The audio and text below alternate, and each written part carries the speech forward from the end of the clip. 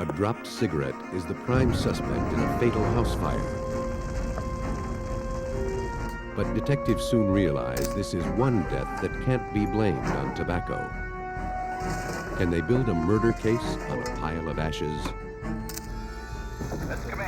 A suspicious fire takes the lives of 2 children and pits the parents against each other. The solution to a ghastly crime hangs by a hair. When a restaurant burns to the ground, detectives find all the ingredients for arson. But who cooked up the scheme that left 2 firefighters dead? I don't see any bullet. I don't see... Searing temperatures and torrents of water are the enemies of crime solving. But even in the blackened rubble, arson investigators can fan a few smoking embers into flames of justice.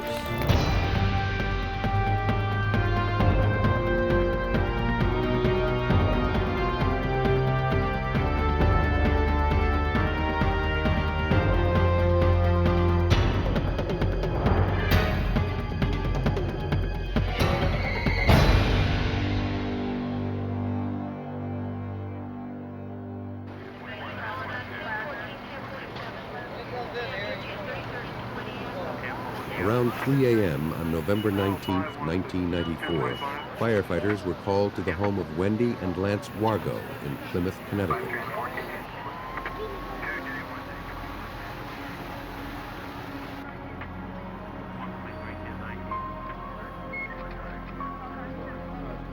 Lance Wargo escaped the fire with his children. Intense heat kept him from rescuing his wife, Wendy, asleep downstairs in the den. The fire burned too fiercely for firefighters to enter the home. Hope for Wendy's survival extinguished long before the blaze.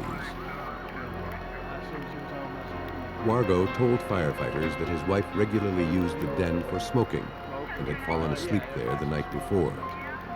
Because the victim was a smoker, investigators had to consider that the fire was started by a dropped cigarette.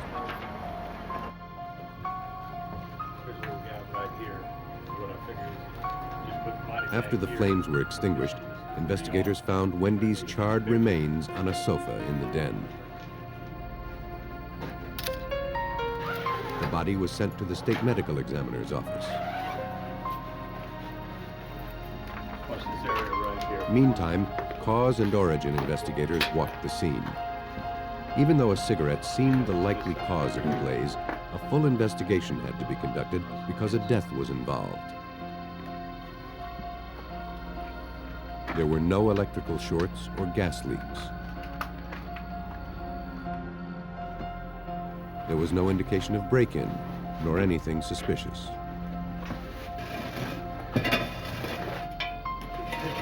Working from areas of lesser to greater damage, investigators confirmed that the den was the center of the inferno. Sample that carpet now that we're down to it. Severe damage to the floor told them that the fire had started just a few feet from where the victim lay. It fit with the theory of a careless cigarette. But the rest of the damage did not. Uniform blackening of the ceiling and walls indicated that the den had reached flashover temperature, a point hot enough to ignite all flammable materials simultaneously. The flames probably burned close to 1,700 degrees Fahrenheit. It was unlikely that a smoldering cigarette could have ignited such a raging fire. Beneath the remains of the charred sofa, an unusual burn pattern also seemed to refute the cigarette theory.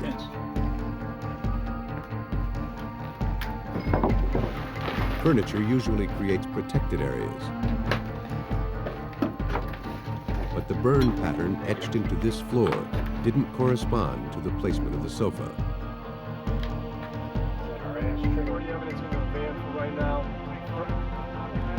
Cause and origin investigator Kevin McGirt interpreted the damage.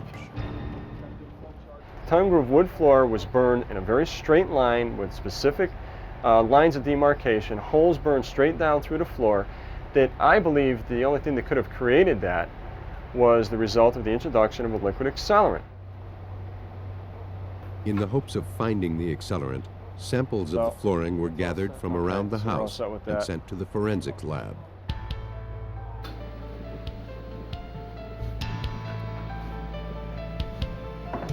Technicians look for any traces of flammable liquids that might still be present in the samples.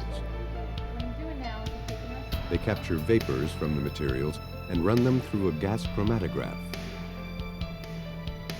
This instrument separates individual chemicals into their basic components, generating a pattern of peaks and valleys that can be compared to the patterns produced by known accelerants.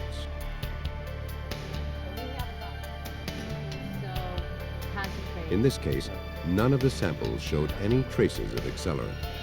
I think we actually just decline that. Not a single droplet of flammable residue could be identified. The negative results didn't mean that an accelerant hadn't been used. A flashover usually consumes everything in its path, especially combustible liquids. While arson investigators continued searching the home for evidence, the medical examiner took a look at the body. In Connecticut, any victim of accidental death not witnessed by a physician must be autopsied. Because the body was burned beyond recognition, dental records were used to confirm that the victim was Wendy Wargo.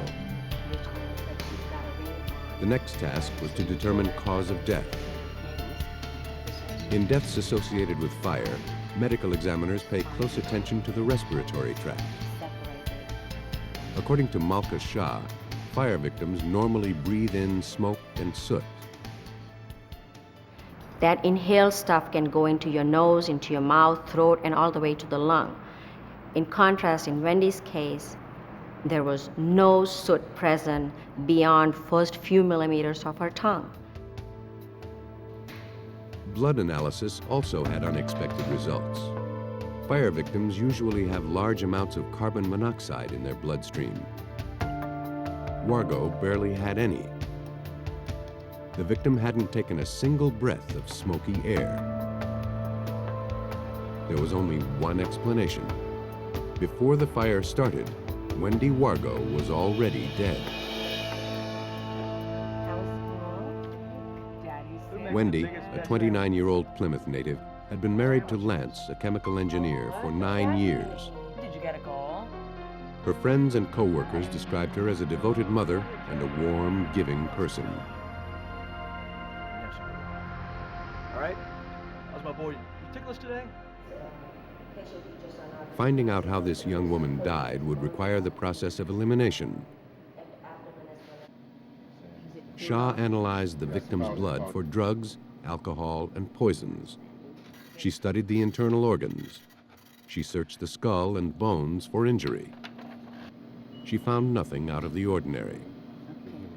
In Wendy's case, I was able to eliminate all other causes of death. She has not died of a fire, she had not died of natural disease, or any stab wound, or a gunshot wound, or bludgeoned to death. But that didn't rule out a homicide. Because the skin and outer tissue had been burned away, there was no way to tell if she had been strangled or smothered. The unaccountable death and suspicious blaze pointed to murder, but there was no proof and little hope that any would be found. Subtle clues rarely survive a fire. Finding a smoking gun in the burned-out den seemed unlikely to Detective John Buterla. In a fire scene, you have firefighters who are concerned with a number of things, including getting in there, looking for any victims that they can possibly bring out. They don't have a regard for the fact that there may be a crime there. So they're dumping tens of thousands of gallons of water. They're bringing hoses and personnel inside a structure in order to fulfill their obligation. It appeared that no additional clues had survived the fire and water. Although investigators continued to examine the burned home, It seemed they would have to rely on good old-fashioned detective work if they wanted to find out what really happened on the night of the fire. Police questioned the Wargos' neighbors at the fire scene. Across the street over there. None could offer any leads as to who might want to kill Wendy Wargo.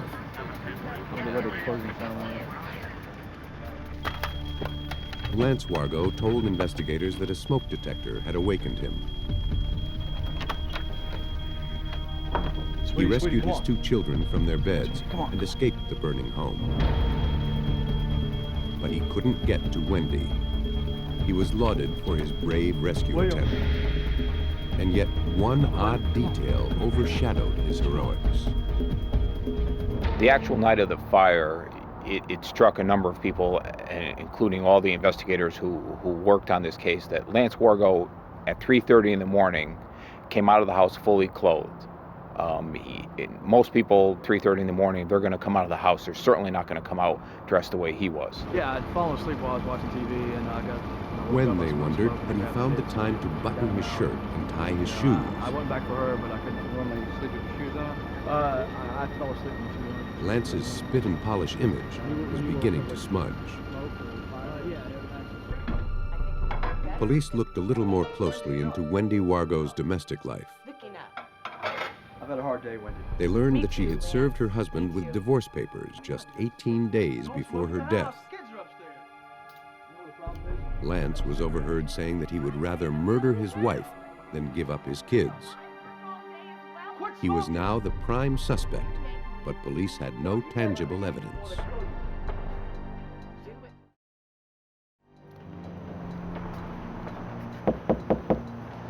To find out if his imminent divorce was worth killing over, investigators obtained a search warrant and went to the motel where Wargo was staying with his children.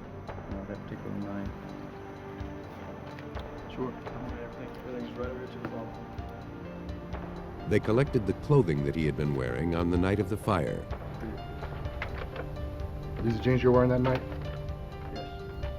Finding a trace of blood or some accelerant residue was investigators' only chance of tying the suspect to the crime. In the lab, the clothes were tested, but the results were disappointing. Investigators found nothing unusual on them. Though a spotlight of suspicion glared on Lance Wargo, there wasn't a shred of proof. The investigation had reached a dead end. Either he was completely innocent, as he asserted, or he had just committed a nearly perfect murder.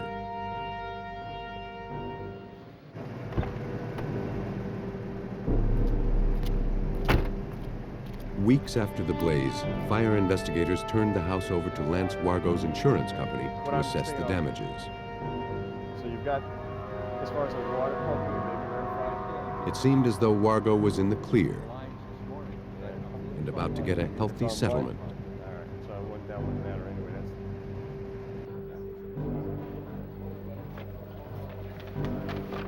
Then, insurance investigators found a singed notepad in the Wargo's bedroom that the fire investigators had missed. This was the list you recovered. On it were several pages of cryptic notes. Investigators examined the lists of abbreviations. SIGs, they believed, was cigarettes. There were references to rope, gloves, a mask, dry run. It was like a murder plot in shorthand. Among the notes were abbreviations for household chemicals that could be used as All accelerants. along, something about cigarettes. Investigators went back to the home to see if they could find any evidence of these chemicals. In Wargo's garage, they found one kind. In the house, they found a melted bottle of another. Investigators had found the lethal ingredients for the accelerant. The writing in the notebook further incriminated Lance Wargo and suggested that he pre-planned this so-called accident. A final examination of the home caught Wargo in another critical lie. Floorboards pulled up okay? He had told investigators that he was awakened by a smoke detector. Franz, you able to get the smoke Damage to the detector? wiring inside the detector led investigators to believe that couldn't possibly have happened. Well, a subsequent examination by an electrical engineer or a professional engineer made the determination the smoke detectors are probably not working in proper working order at the time of the fire.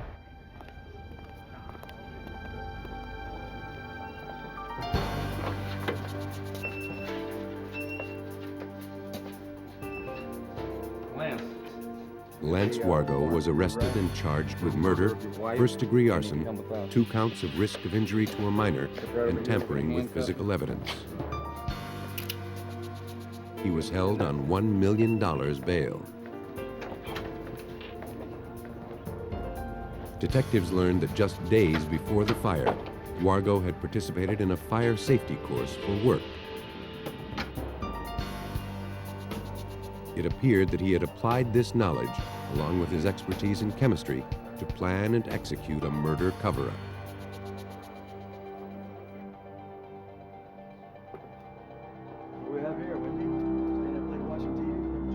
A battle between the Wargos culminated in Lance putting his carefully formulated plan into action. First, he suffocated his wife. Then he set the fire to conceal the murder.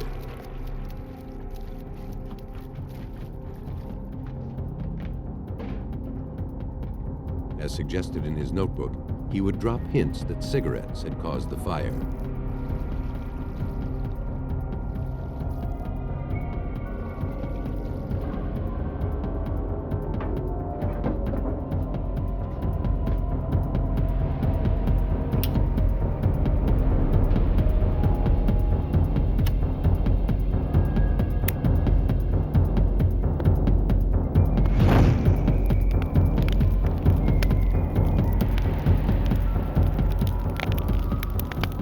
The motive I believe, is a spite revenge fire motive.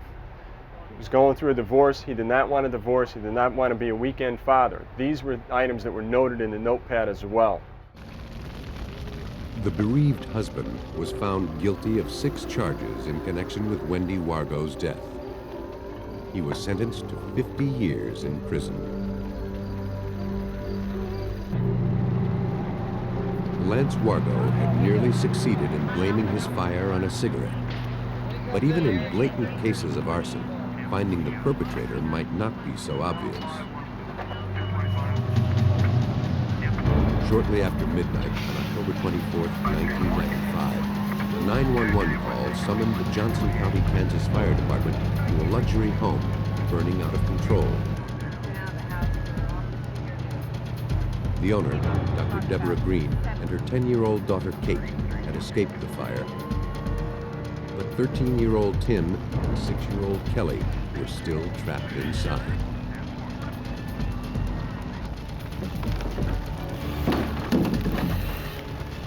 Firefighters' first priority was to rescue the children. But this would be a difficult fire to penetrate.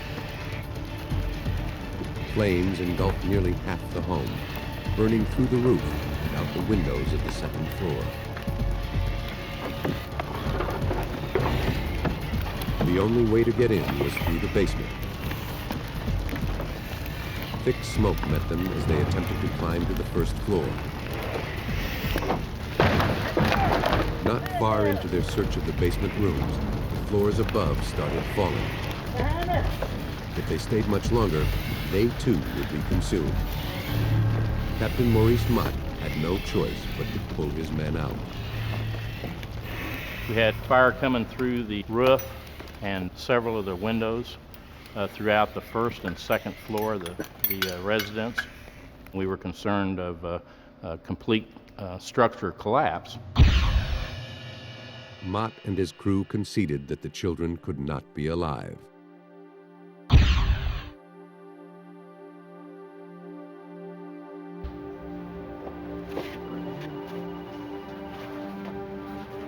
To spare Green and her daughter the trauma of watching the deadly fire, investigators brought them to the Prairie Village police station.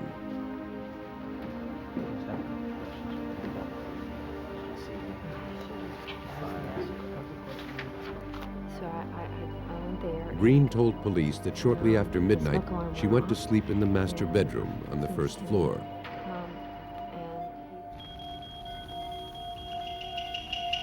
An alarm woke her.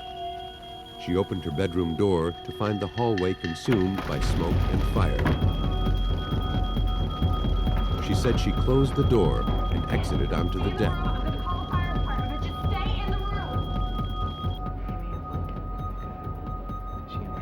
She heard her son calling for help through the intercom, but couldn't reach him. All of a sudden, the smoke alarm. Green told him to stay in his room and wait for help. Heard the smoke alarm going off. Like her mother, Kate had awakened to the fire alarm. Seeing thick black smoke coming from the hallway, she escaped through her bedroom window. She crawled onto the garage roof and jumped to safety.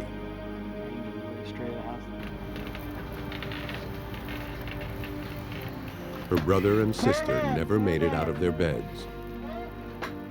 At 5 a.m., after the fire was extinguished, firefighters recovered the bodies of Kelly and Tim. Their remains were sent for autopsy. I want to get some pictures first. The medical examiner determined that both had died from carbon monoxide poisoning due to smoke inhalation. The fire that had taken their lives had been very hot and fast-moving. Within an hour of ignition, it had consumed much of the roof and reduced the inside to a charred skeleton. The reason we call the task force. The size of the home, the high degree of damage, and the double fatalities were beyond the scope of the city's resources. The basement area is relatively clear. Prairie Village authorities activated a task force of law enforcement, fire, and investigative officials from counties in Kansas and Missouri. Cause and origin investigators examined the burned-out home. Gary Lamons, division chief of Johnson County, realized this wouldn't be an easy fire to pinpoint. As they went through, the whole area had to be excavated and layered through. All the debris that was on the floor had to be sifted through, and as you go through that, it's taken to the outside. Looking through the debris, investigators found that unlike most fires, many rooms of this house seemed to have burst into flames at the same time. And unlike most fires, this one didn't burn up and out.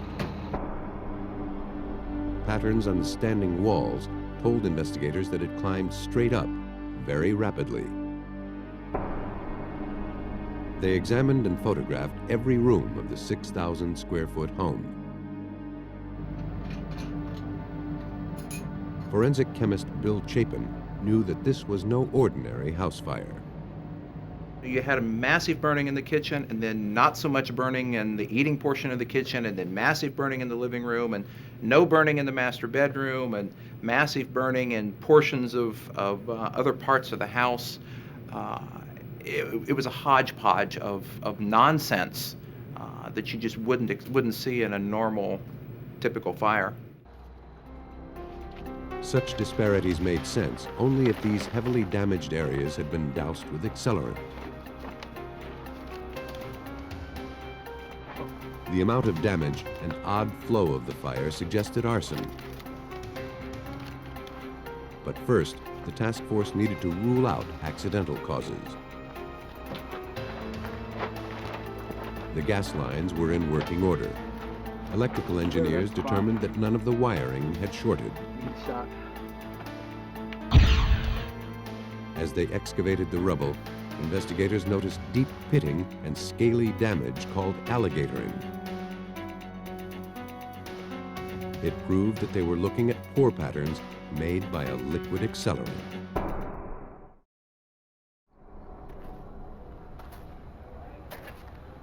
It wouldn't take much digging to turn up the source of the fire. Whoever set it had not hidden the fuel. Bottles of antifreeze, charcoal lighter fluid, and alcohol were found throughout the house.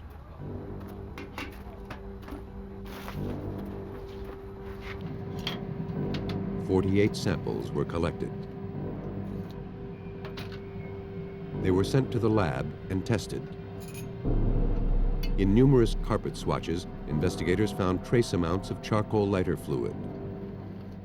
If antifreeze and alcohol had also been used, they probably would have burned off. The presence of accelerant now proved arson. Because of the family's affluence, detectives wondered if the fire had been set to cover up a burglary. But there was no forced entry. The burglar alarm was in working order. The bolts were all in the locked position. The only damage to doors and windows had been caused by firefighters. Whoever set the deadly fire had been inside the house or had a key. Investigators determined that arson had destroyed Dr. Deborah Green's home and killed 2 of her children. Now they had to determine who set the deadly blaze. While the task force continued excavating the house, detectives investigated its former occupants.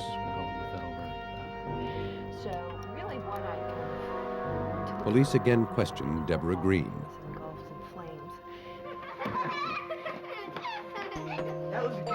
Together for 18 years, Green and her husband Mike Farrar had both been successful physicians. Can I go to Bill's house? I'll be home by 6. I'll see you later. After the birth of their 3rd child, she gave up her practice to be a full-time mother. Have fun. Bye. Over the years, the marriage grew unhappy. 3 months before the fire, Farrar said he wanted a divorce and admitted he'd been having an affair. The family began to crumble. Green told police that shortly before going to bed on the night of the fire, she and her estranged husband had fought on the phone. I appreciate you coming down here. Police brought Farrar into the station for further questioning. Coffee would be nice, thank you. Can we get some coffee, please? Sure. I just have a couple questions for you. Can you give me a little bit more detail on what happened? He told them that on the night of the fire, he had been with his children. All right. He dropped them off at the house, then returned to his apartment. Night. All right. Telephone records confirmed that Farrar had been at his apartment shortly before midnight, but his actions after that point could not be accounted for. I shouted back, she shouted He back, quickly and pointed the finger at Green, She liked to claiming take that her she bed was with her. mentally I was unstable hoping that she and could was get- capable of to get starting to the sleep, fire. or should I bring it over? Are there any Police were skeptical. during the conversation?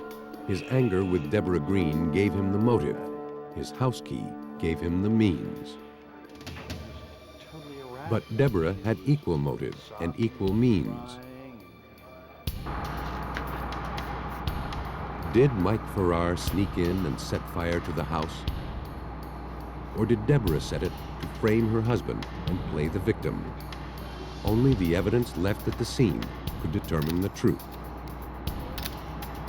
As they continued excavating, investigators uncovered a trail of pore patterns that wound through the house and ended at the threshold of Deborah Green's bedroom.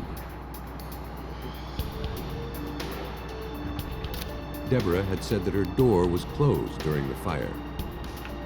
She said she ran out the back door when she saw the smoke. But investigators had found traces of lighter fluid in her bedroom carpet. Forensic chemist Bill Chapin felt the evidence told a different story. You could see that accelerant pattern coming through the hallway and into the doorway area. That accelerant had soaked, if you will, up into the carpet underneath where that door was standing open. Fire dissipation. Not only did the accelerant trail lead into her bedroom, the burn pattern on the carpet could not have been created with the door closed. You got back. Were there any children out? The clues at the doorway suggested Deborah's guilt, but the case was by no means open and shut. The team needed more evidence to determine which spouse was responsible for the fire that killed their children. Investigators came up with a plan. The accelerant had been poured so densely throughout the house that it probably created a burst of flame at ignition. Okay, right there. It was possible that whoever lit the fire had been burned. Neither Green nor Farrar had suffered any apparent injuries. But some burns can only be detected with a microscope. Investigators took hair samples from both Deborah Green and Mike Farrar.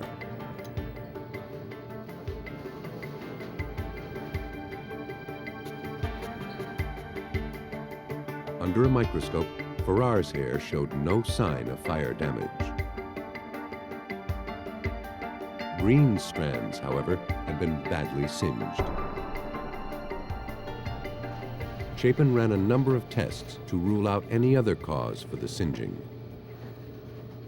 We did some testing to see what kind of temperatures would be involved with causing hair to singe to the extent that hers was singed, and trying to heat hair and bring it, within so many inches of direct heat, heating it with irons, heating it in different kinds of ways to see what the different kinds of singeing would tell us. Only direct contact with flame could have damaged her hair in that manner. Green had told police that she'd never gotten near any flames. Forensics proved her statement false. Green's lies had finally caught up with her. Police had found the arsonist.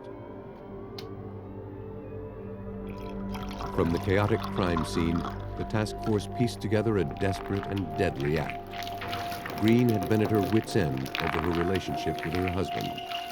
The impending divorce was the spark that ignited her fury. The dining room table that she doused with alcohol and other accelerants had been covered with their legal papers. Throughout the house, she focused on places meant to cause emotional pain to Mike Farrar: his piano, his desk, and, most tragically, his children. By saturating the upstairs hallway, she had intentionally closed off their main means of escape.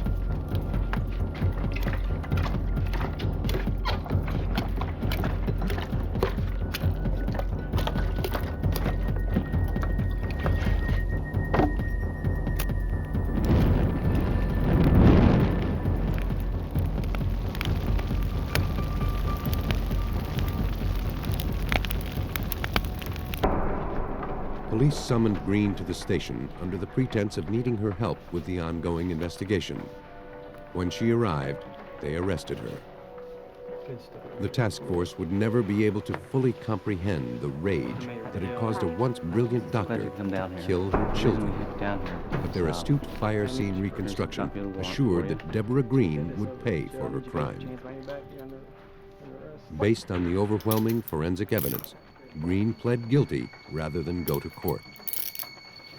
I think she knew, they knew, she and her lawyers, when they saw the amount of information that we had collected, physical evidence, that she didn't have a chance to win that case.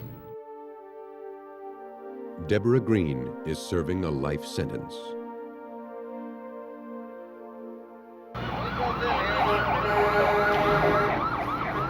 In Deborah Green's case, a woman's burning rage sparked an unspeakable crime. But cold greed can also fuel a fire.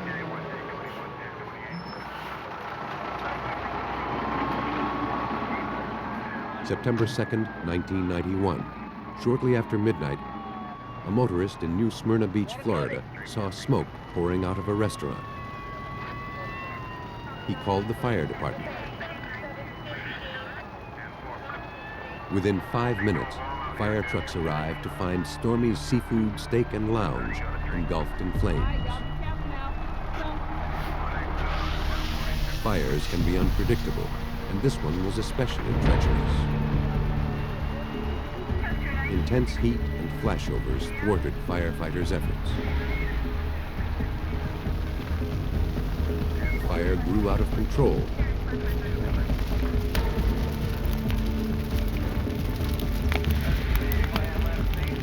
Thick, billowing smoke filled the building. It soon engulfed and disoriented a group of experienced firefighters sent in to find the source of the blaze. Separated from their colleagues, 2 firefighters searched in vain for a way out of the inferno.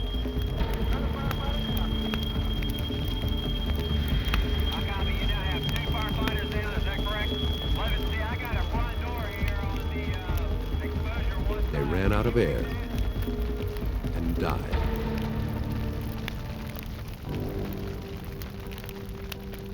A burning restaurant had become a death trap for 2 firefighters.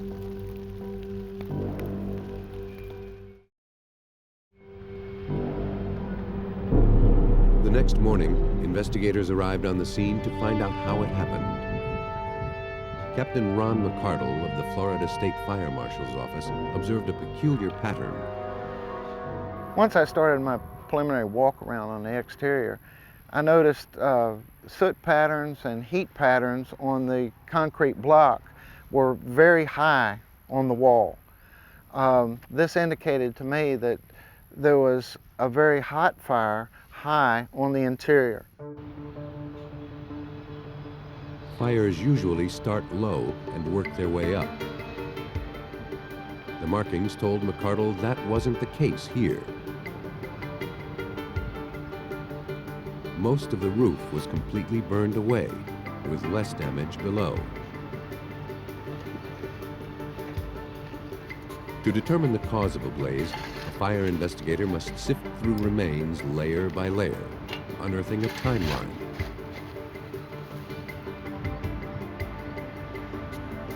As a fire rages, burning debris from the ceiling and roof tumbles downward.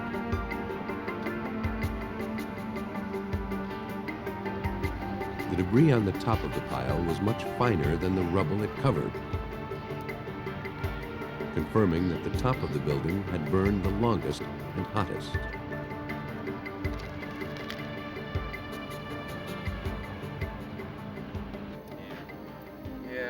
Stormy's restaurant was the venture of a man named Biff Utter, who had owned it for 3 years. It did most of its business during the summer. The tragedy had struck just as the season was winding down.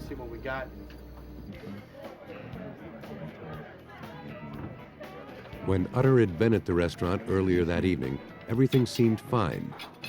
He finished up his business, then left with his girlfriend for a party.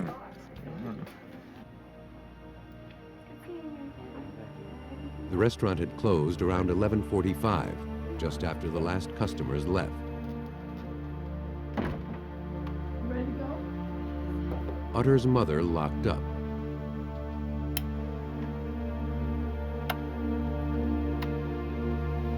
The employees didn't see, hear, or smell anything unusual, either inside or outside of the building.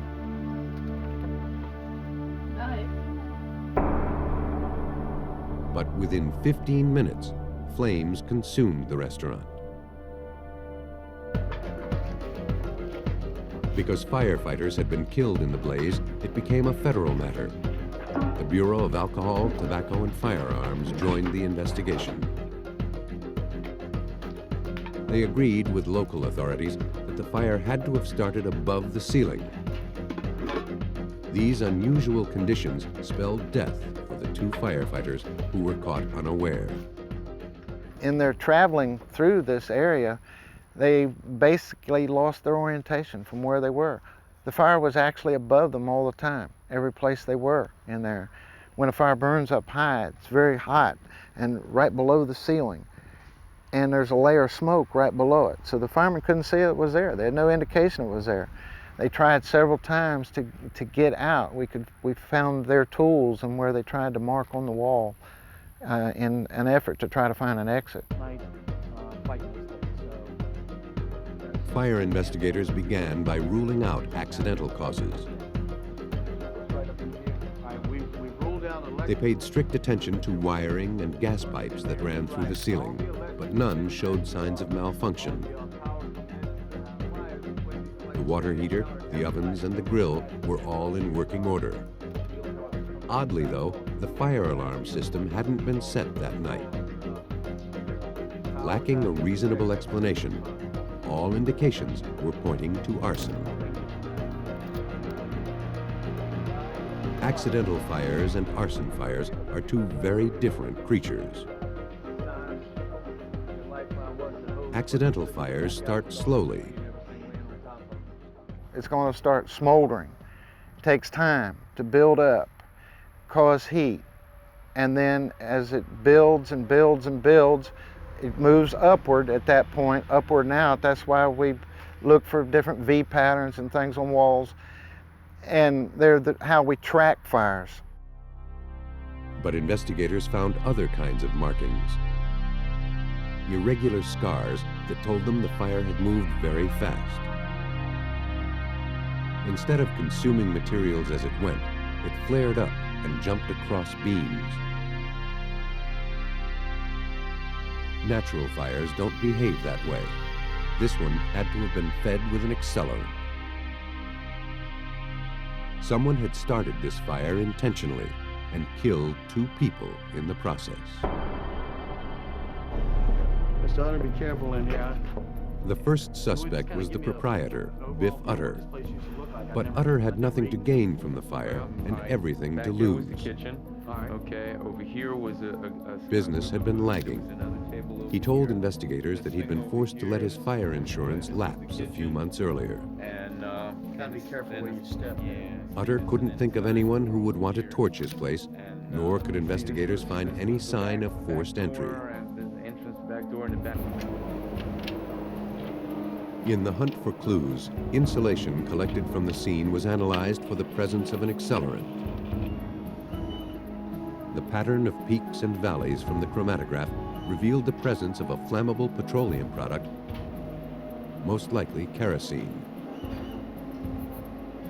While it was one more piece of evidence that pointed to arson, the accelerant was too common to be traced back to anyone. Let's check this out. Unless investigators could find some clue in the rubble, they had little hope of identifying the arsonist. I'll look over on this side, see what I can find. By pouring the accelerant high, where flames burned the hottest, he had nearly succeeded in burning away the evidence.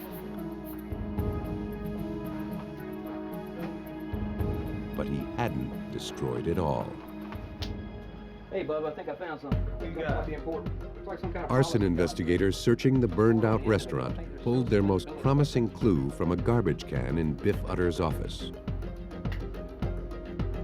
They uncovered an opened envelope addressed to Biff Utter, along with a copy of the renewed fire insurance policy for Stormies. But Utter had claimed that he had no insurance. The business owner had been caught in a lie. U.S. Attorney Paul Byron, in charge of prosecuting the double homicide, checked to see if Utter might have burned the building for the insurance money.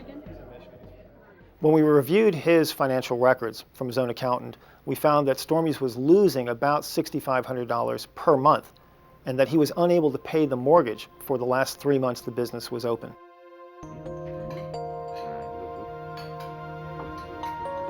Though Utter maintained a lavish lifestyle, he hadn't paid bills in months. Employees weren't getting regular paychecks. Vendors would deal with him only on a cash basis. I'm gonna have to quit. I'm gonna have to get another job. The mortgage holder was planning to foreclose.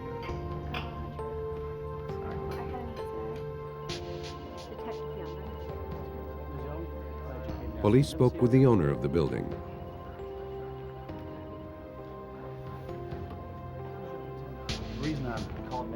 They learned that Utter had, in fact, stopped paying insurance on the business. Last time that you talked to Mr. Utter and asked him if he had But the insurance. owner told police she wasn't about to leave the building uninsured. Okay. Mr. Utter. After several attempts to get the money out of Utter, she paid his premiums.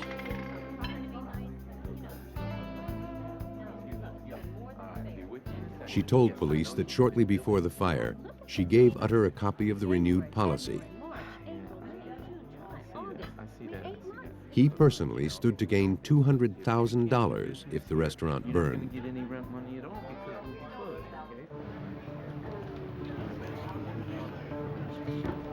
To try to pin down Utter's whereabouts on the night of the fire, investigators talked with Utter's girlfriend. How long have you enforced that? She confirmed that she had been with him when the fire broke out.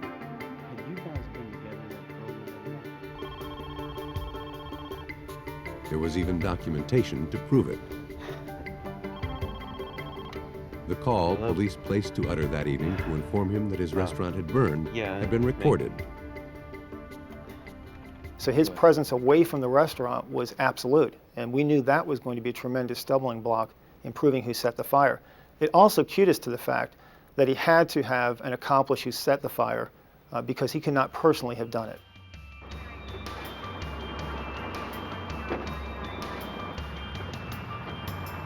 The insurance provided investigators with a motive to burn the restaurant, but the evidence could not identify the arsonist.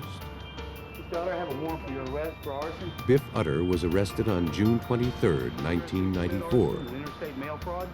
The evidence officer, please. Prior to his trial, investigators spoke to his cellmate in jail. They hoped he might have revealed something.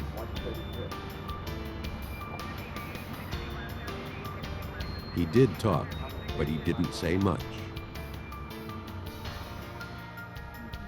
Utter didn't name names, but as one inmate testified, he confessed to having been involved. The cellmate testified at trial that Biff Utter stated he would never cooperate with the government, he would never tell them who started the fire, that he was going to attack our forensic evidence because that's really all we had. But as it turned out, the forensics was more than enough to make the case. Prosecutors theorized that Utter paid a professional arsonist to burn down Stormy's so that he could claim the $200,000 insurance money. Utter arranged for the fire alarm to be unarmed and established a solid alibi with his girlfriend.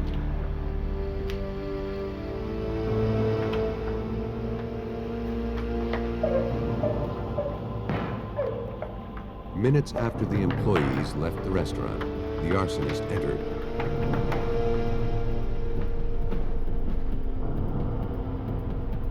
By introducing the accelerant into the ceiling, he attempted to build a blaze so big and violent that it would obliterate all traces of the crime.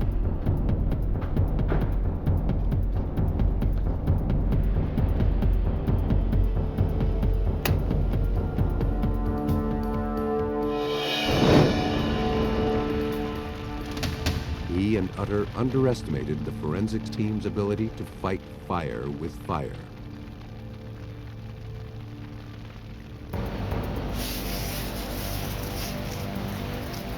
A jury convicted Utter of conspiracy, arson, and using fire to commit a federal felony offense. He refused to identify the arsonist. Utter was sentenced to 15 years in federal prison.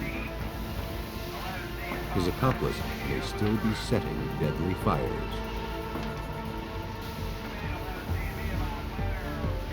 While their actions present an unequal challenge to law enforcement, arsonists are no longer protected by the wake of confusion they leave behind.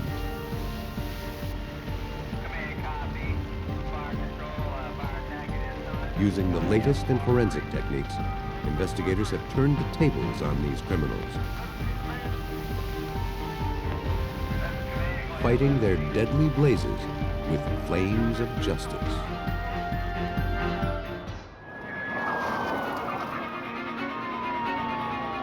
A bomb blast shatters a residential neighborhood and kills a police officer. What's left are a million scattered fragments and no apparent motive.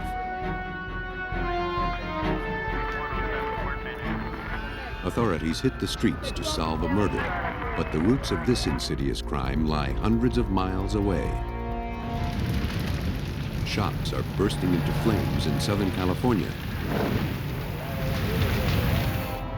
But it takes investigators years to learn the arsonist's devastating pattern. Some crimes go beyond the scope of local law enforcement and into the realm of the Bureau of Alcohol, Tobacco, and Firearms. The felon who sets fires, builds bombs, or traffics in weapons isn't just breaking the law. He's committing a federal offense.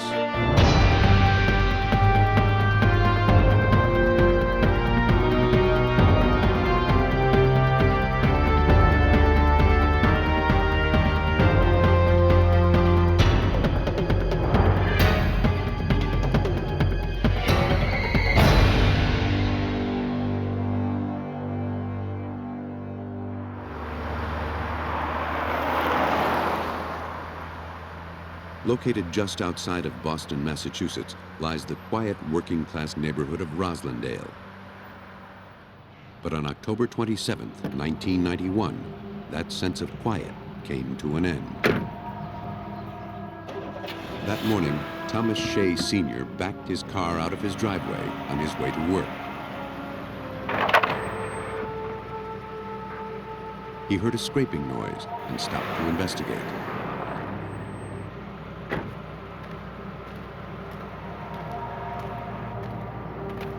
He found a small black box on his driveway.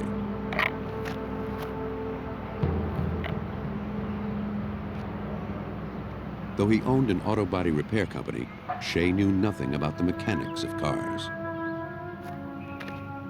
He assumed it was part of the undercarriage. His neighbors convinced him it looked more sinister than that. They urged him to call the police.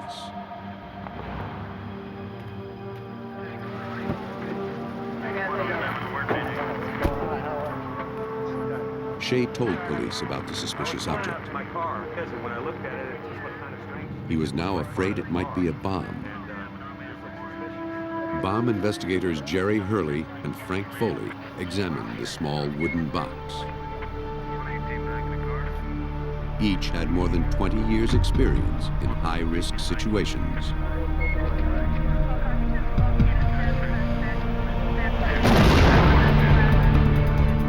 But this time, something went wrong. Hurley and Foley were severely injured by the blast. According to ATF Special Agent Jeff Kerr, the police did what they could until help arrived. Both of them still conscious, both of them heroic as could be, concerned for each other, asking how was Frank, and Frank asking how was Jerry, and people in the neighborhood started responding, and ambulances were called, and that was the beginning of quite a long investigation. Because police officers had been injured in the blast, agents from the ATF's Boston office were called in. The ATF's National Response Team worked with Boston police to find the culprit and the motive. Paramedics tried to stabilize the bomb technicians. Both were seriously injured. They were taken to the nearest hospital. Later that day, Jerry Hurley died of his injuries. Frank Foley was maimed for life. The bomber was now a killer. Investigators collected every speck of debris, hoping some of it might be unique enough to lead to the bomber.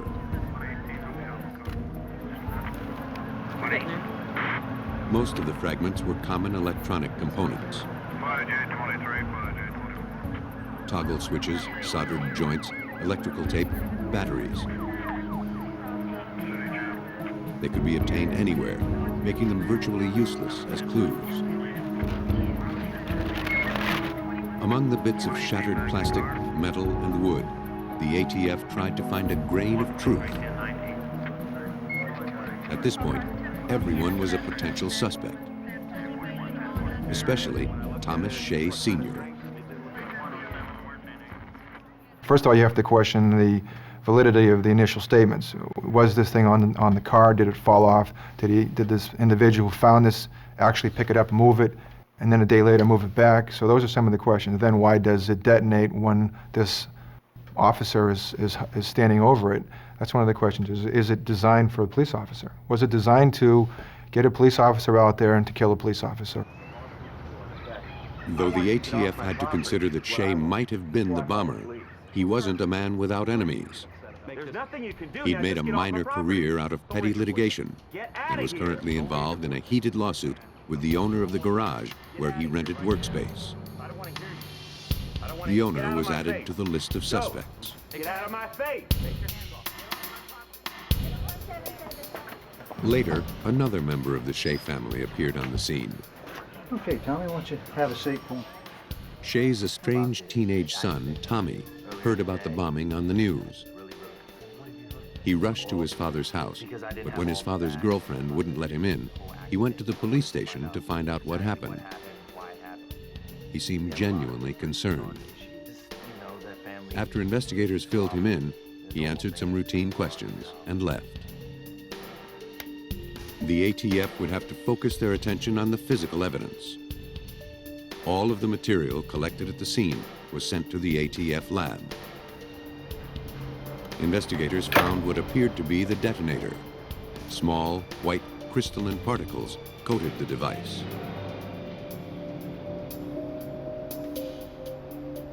The material was determined to be unexploded dynamite. The technicians reasoned that the explosive had been taken out of its original casing and rewrapped to make it fit inside the bomb. The wrapping also provided the next clue. Bits of colored paper clinging to tape. Forensic chemist Cynthia Wallace examined the paper. They looked like they were from a magazine. They also had pictures of, looked like mussels and maybe some fruits and vegetables and a little tiny piece of writing. Looking at that, it appeared to me that that might be the graphic artist's name who had designed the photograph and the layout of the article. So I had our librarian give me a list of all the Mussel magazine publishers that she could come up with, and I started calling them up. Wallace managed to find the magazine that hired that graphic artist. With the publisher's help, she even found the issue and page number of the layout. She asked for a list of local subscribers. Unfortunately, Mussel magazines like this are usually sold over the counter, and they have very few subscription sales.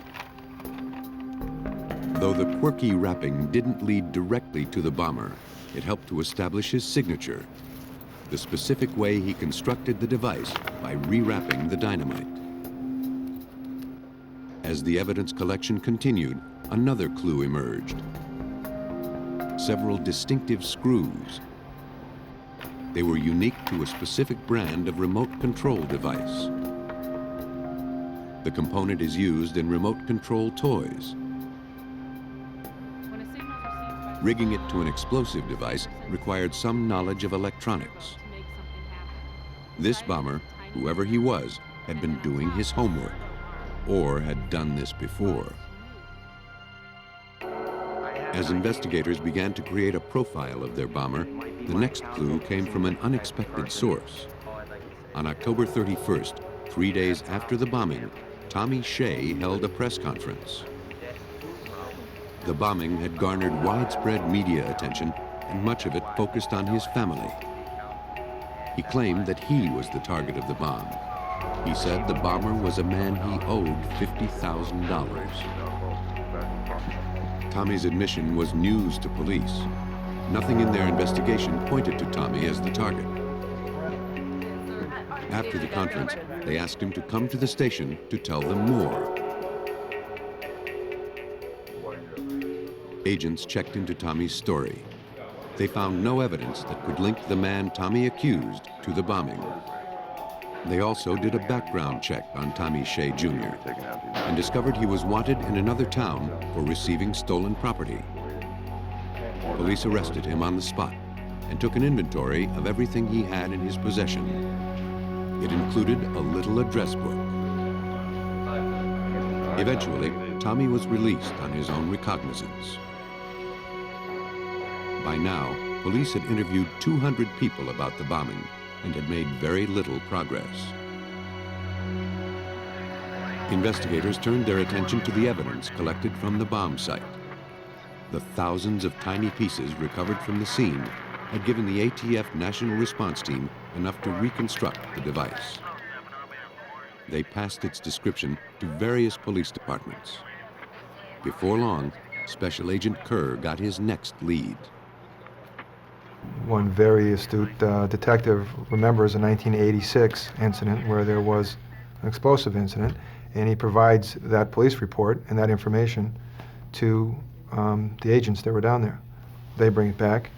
There's some similarities to this device, minor similarities, but similarities nevertheless. In that incident, 5 years earlier, a truck had been damaged by a remote control bomb resembling the one that detonated at Shea's house. The main suspect in the case eventually cooperated with authorities and avoided a prison sentence. His name was Alfred Trinkler. Somebody said, wouldn't it be weird if that name was in Tommy's book? And went back to the back of it, to the T's, and sure enough, there it was. Yeah, come on in, fellas. What can I do for you today? On November 6th, a week after the bombing, investigators paid a visit to Trinkler at his home, a short distance from Boston. He had his own small electronics and communications equipment company. He was very cooperative, even sketching for the police the bomb he built in 1986. He denied knowing Tommy Shea and agreed to take a polygraph. Later, he changed his mind about taking the test. Alfred Trinkler certainly seemed like the front runner on the list of suspects. The problem was that the police had no physical evidence to tie him to the scene. To build their case, or to remove Trinkler from suspicion, the ATF tried a different tack. Investigators of the bombing in Boston knew that the device that killed Officer Hurley resembled the handiwork of Alfred Trinkler. But they didn't know if the fatal bomb was a common design or a unique one. Good morning, gentlemen. To find out, they sent the information gathered from the scene to intelligence research specialist Steve Scheid in Washington, D.C. Scheid would be able to plug the information he knew about the device into a national database of bombing incidents. We were looking for remote control bombs. We were looking for bombs that had magnets attached to them, bombs that had electrical detonators. We were looking for particular types of switches and batteries. The ATF database sifted through 14,000 bombings and came up with 7 hits. And of those 7, 5 were eliminated because of a clear motive or because they'd been solved. That left only 2, Trinkler's 1986 bomb and the bomb found in Thomas Shea's driveway. No matter what equation they used, the answer was always Alfred Trinkler. Agents believed that Trinkler and Tommy Shea Jr. worked together on the bomb, but investigators had little physical evidence to tie the 2 men together. No thanks. All right, thank you. Agents visited electronics stores. In one, a clerk identified Tommy from a photograph.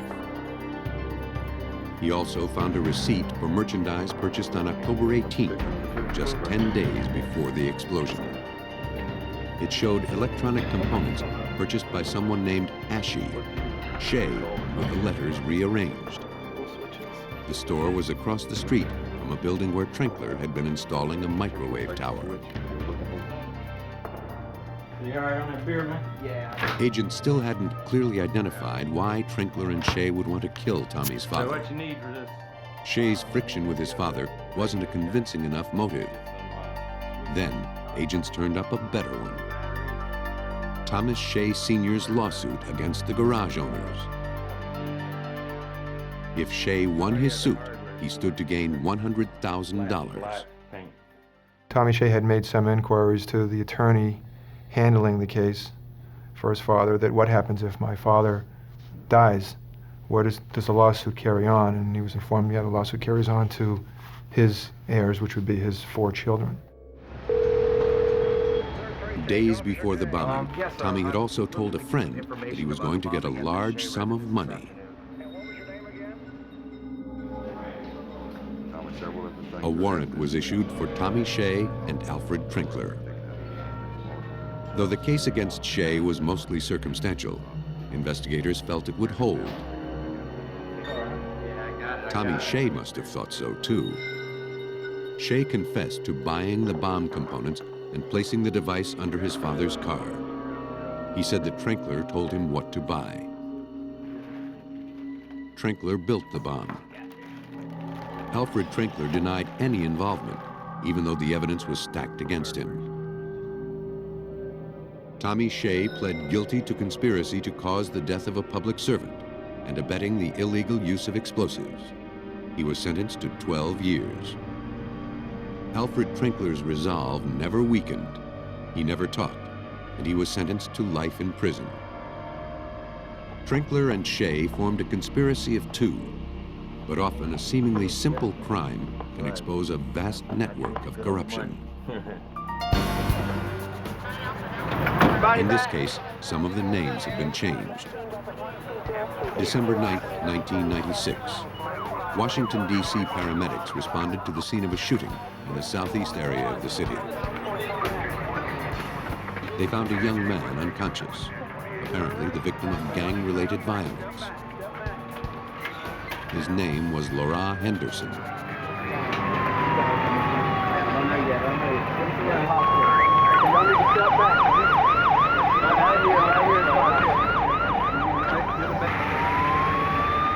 On the way to the hospital, Henderson's condition suddenly worsened. The ambulance pulled over. Paramedics worked to stabilize him enough to get to the hospital.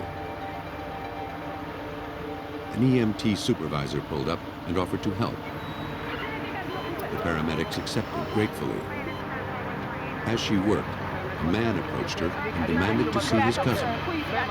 She asked him to step away from the ambulance. He pulled a gun and opened fire. One paramedic struggled with the gunman and wrestled the weapon from him. The other paramedic took a shot to the foot. Henderson was killed instantly. Police processed the scene. The paramedics couldn't identify the assassin. The attack had happened too fast. But he had been injured in the scuffle, and his blood was found on the paramedic's shirt. The garment was kept as potential evidence. The handgun retrieved at the scene, which had delivered the fatal shots, was a .40 caliber Beretta semi-automatic. But Henderson was initially wounded by 9mm slugs. Police knew that 2 guns were used in this crime, but they didn't know if 1 or 2 shooters were involved.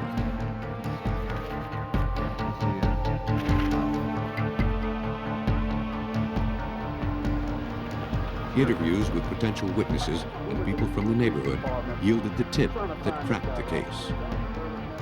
A witness told police that only 1 shooter was involved. His name was Robert Byrd.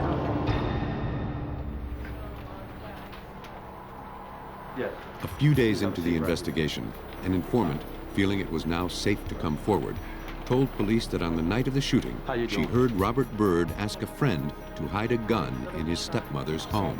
How long have you known Mr. Byrd? Tell me what happened.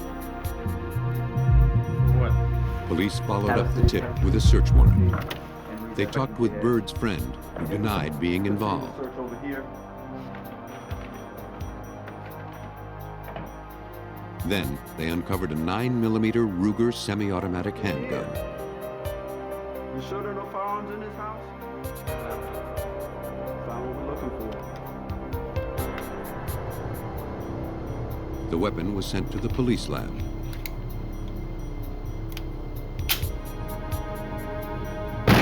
After test firing the weapon, a ballistics comparison determined that this was the gun used to initially wound Laura Henderson.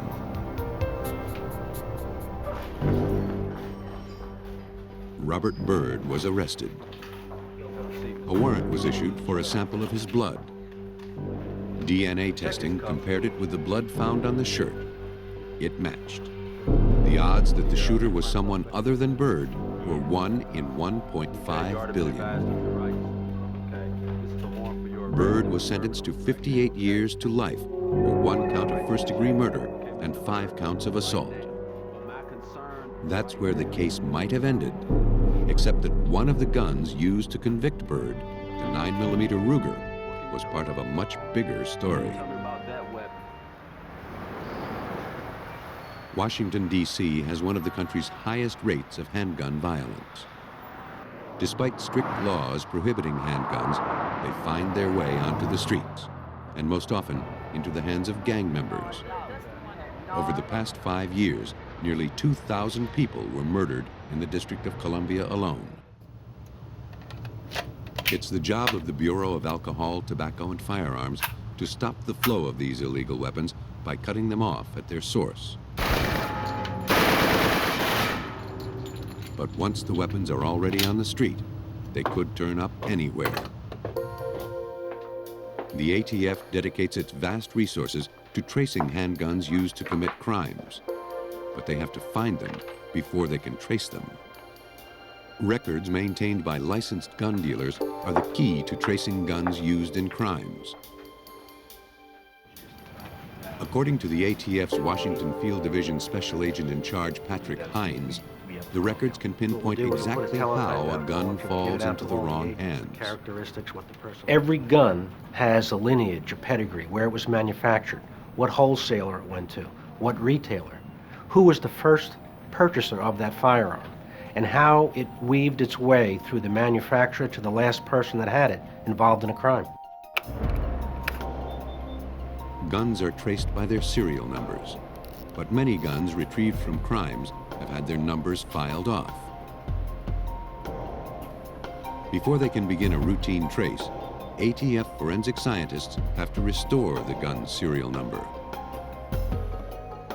That's the job of firearms and tool mark examiner Elizabeth Gillis at the ATF National Lab in Rockville, Maryland. At the lab, they often must raise numbers from 60 or 70 guns at a time. Even if the number appears completely gone, Gillis can usually retrieve it. The stamping process actually changes the molecular structure of the metal, giving it a sort of memory. It just takes a little prodding to restore it. After smoothing and cleaning the surface where the number was filed off, it's treated with a chemical reagent. Because stamping the serial number weakens the metal on the surface of the gun, the reagent attacks the weakened metal around the serial number at a different rate than the metal on the rest of the gun. This reaction, when viewed under a bright light, creates a contrast, making the serial number visible.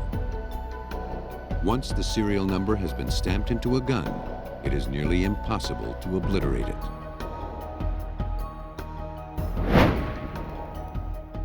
It's almost like indented writing, like if you wrote on a pad of paper and you tore off that first sheet that you had written on, the sheet below, typically you can see an impression of what you wrote on that first page. With a gun's serial number in hand, ATF investigators can begin to trace it. They first contact its manufacturer. The manufacturer of the gun that killed Laura Henderson reported that it had been purchased by Len Jones, a licensed gun dealer from Missouri. Special Agent Michael Mund found it peculiar that a gun sold in Missouri made its way to the streets of Washington, D.C. Missouri is not one of the states that we know of being the source state of firearms trafficked in the District of Columbia. About half of the firearms that are recovered in the District of Columbia come from the states of Maryland and Virginia, with the rest of the firearms coming from the southern states. As a licensed dealer, Jones was required by law to record every gun he purchased and to whom and when he sold it. The ATF found no record of who purchased the gun that killed Laura Henderson. But Jones may have been guilty of more than just bad record keeping.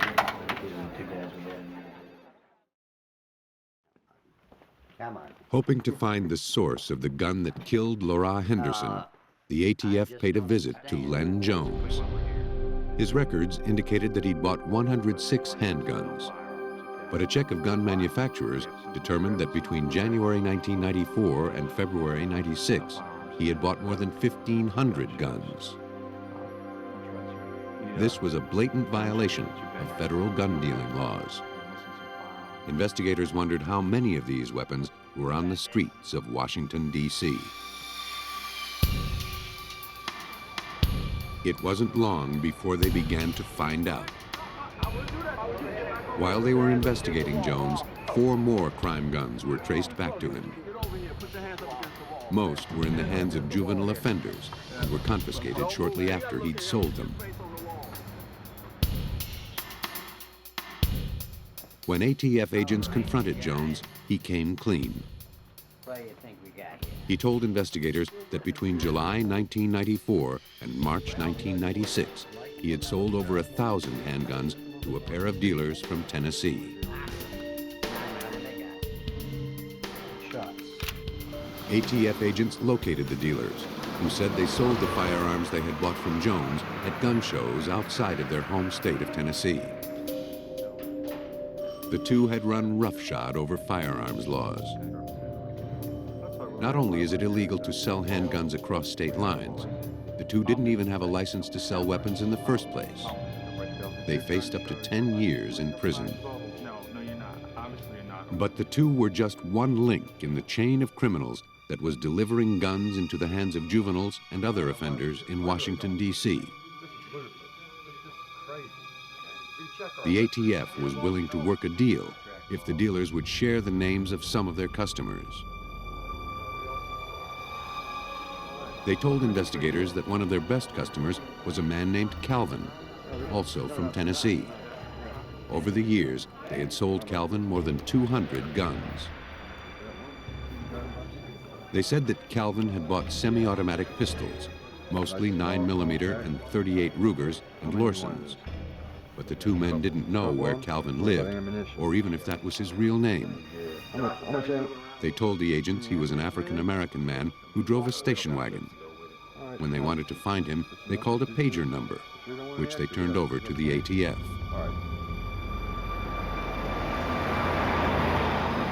Agents learned that the pager number belonged to a man named Calvin Brown.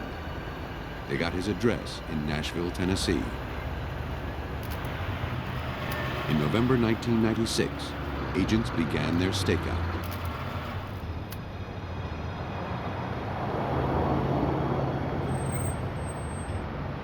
After a number of hours, we observed the vehicle pull up to the location.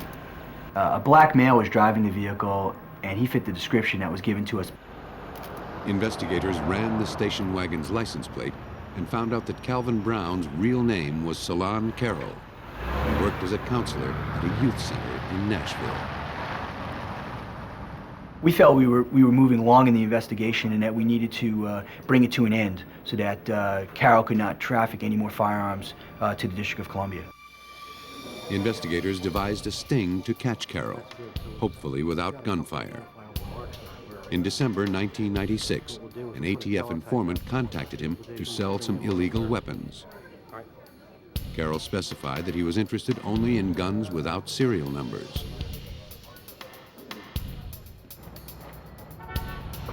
On January 15, 1997, they met in a motel parking lot.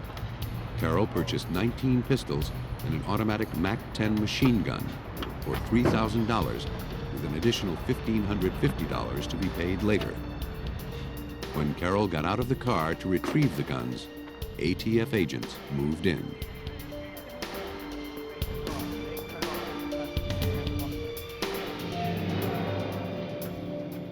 Faced with up to 20 years in federal prison, Carroll admitted to selling over 200 weapons to known gang members in Washington, D.C. Well, what do you think these kids are doing with those 20 have been taken from juvenile offenders. Crimes committed with these guns include burglary, armed assault, and murder. One of those weapons was sold by Salon Carroll to a gang member in Washington, D.C. The gang member, in turn, sold it to Robert Byrd.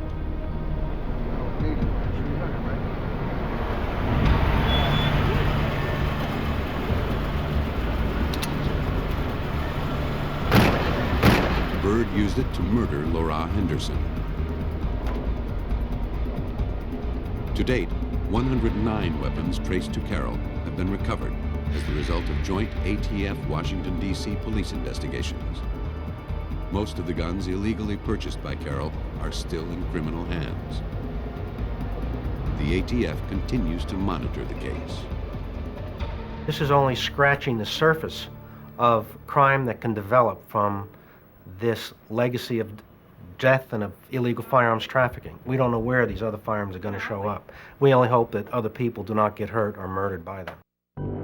For some, that hope is already in vain. Len Jones was sentenced to 16 months for illegal sale of firearms. The dealers in Tennessee avoided jail time by cooperating with the ATF. And Solon Carroll was sentenced to 5 years in prison and 3 years of supervised release. At his sentencing, the judge referred to him as the dealer of death. By trafficking illegal weapons hundreds of miles from his home, Solon Carroll distanced himself from his crimes.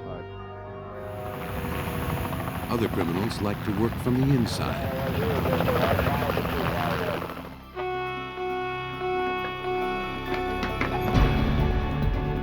On January 14, 1987, firefighters in Fresno, California were called to a large fire in a fabric store.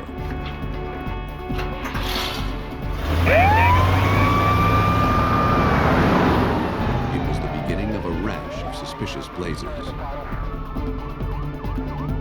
Over the next 4 days, 7 fires were set or attempted in and around Fresno, Tulare, and Bakersfield.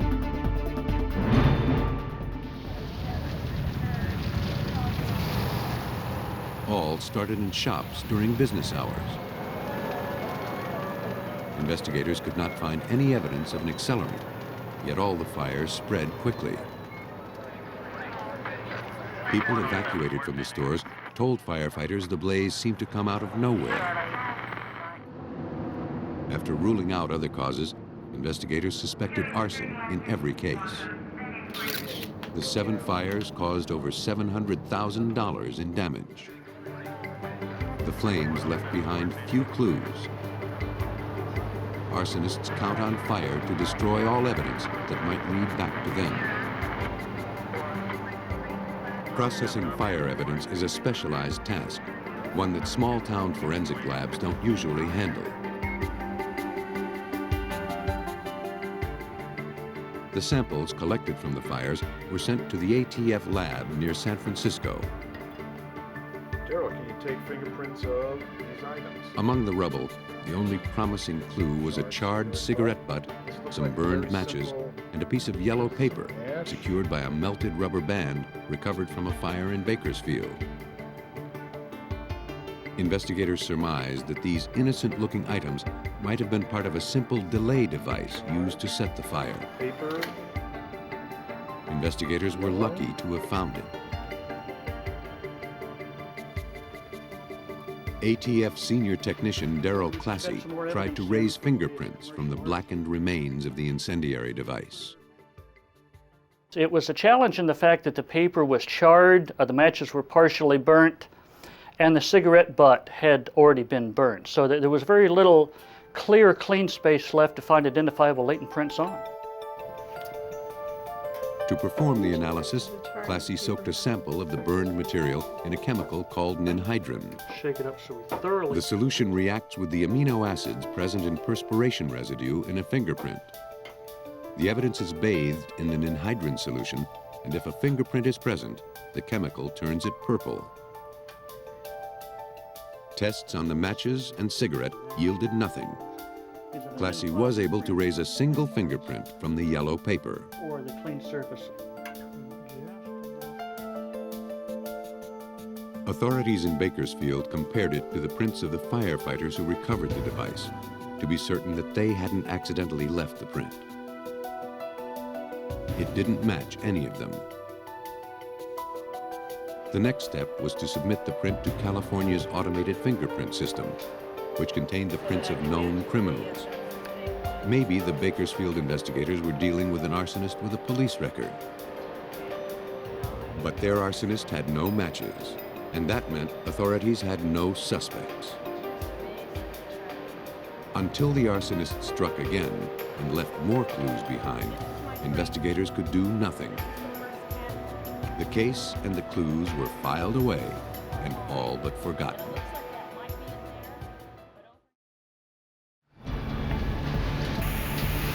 On March 27, 1991, 4 years after the first fires in Southern California, firefighters in Los Angeles County were called to 3 burning stores in less than 3 hours. Though the blazes were within 2 miles of each other, they occurred in separate fire districts. One of the fires caused $1 million worth of damage.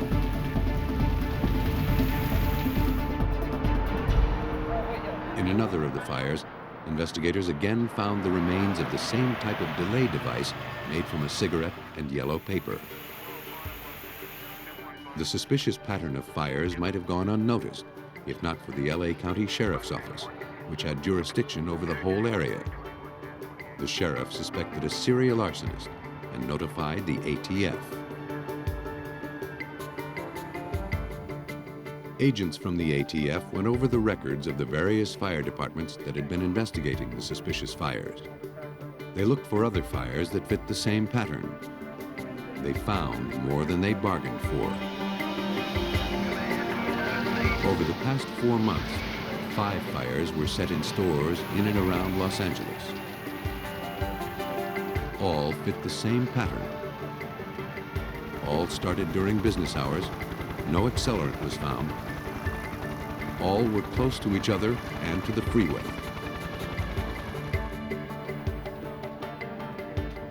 On March 31st, 1991, 4 days after the Los Angeles fires, the ATF convened a task force to find other fires in Southern California that fit the pattern.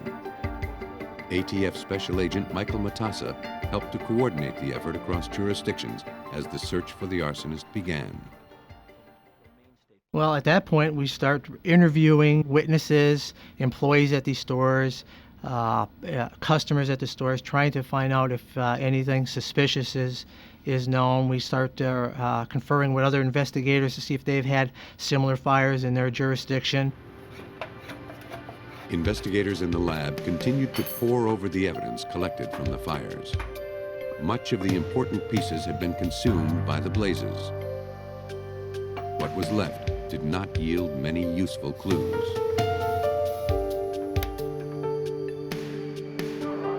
As part of the outreach effort, an ATF agent was dispatched to the monthly meeting of FIRST, the Fire Investigators Regional Strike Team. He shared the information the task force had gathered and asked the FIRST members if they had anything to add. One of them had much to say. An investigator from the Bakersfield, Fresno area happened to be in town and was attending the conference. He pulled our investigator aside and turned us on to the possibility of similar fires occurring in the San Joaquin Valley in 1987. He had been in charge of the 1987 investigation when the ATF forensic lab raised the fingerprint from the yellow paper recovered from one of the Bakersfield fires. The investigator looked back at his records. As he compared the fires, he realized that all the suspicious ones had been set around the time of the California Arson Investigators conferences. More than that, he realized that the fires had followed routes from the conferences heading south toward Los Angeles. The implications were chilling. The ATF now had to consider the possibility that the man they were looking for was a fire investigator turned serial arsonist. Onto a rag. So when she squirted... As the task force delved deeper into the fires in Southern California, they discovered a series of 5 fires set in Atascadero, San Luis Obispo, and Salinas. They all fit the pattern of the previous fires, and all were set on the same day after an arson investigator conference. As the ATF gathered files from various districts in Southern California, the pattern grew clearer. They discovered that a total of 5 delay-type devices had been recovered from these fires. Each was constructed from cigarettes, matches, and yellow paper.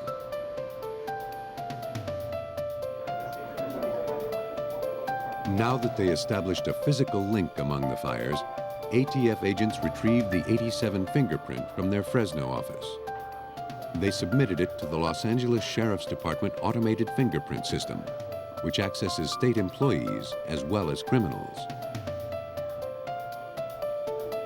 This time, the computer came up with a match, but it was no cause for celebration.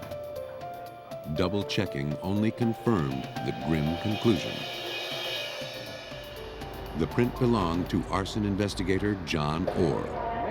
One of California's most respected fire professionals was now the prime suspect in the 1987, 1989, and 1991 fires. A 17-year veteran in the Glendale Fire Department, Orr had earned a statewide reputation as the Sherlock Holmes of fire investigation. He had trained thousands of top fire investigators. That Orr could be responsible for setting dozens of fires over a 4-year period was difficult to believe. Occasionally you may find, as in any other profession, somebody who's gone bad in the field, but to have someone of his reputation and such widespread over such a long period of time, I mean, we're incredulous over it. They looked for some other explanation.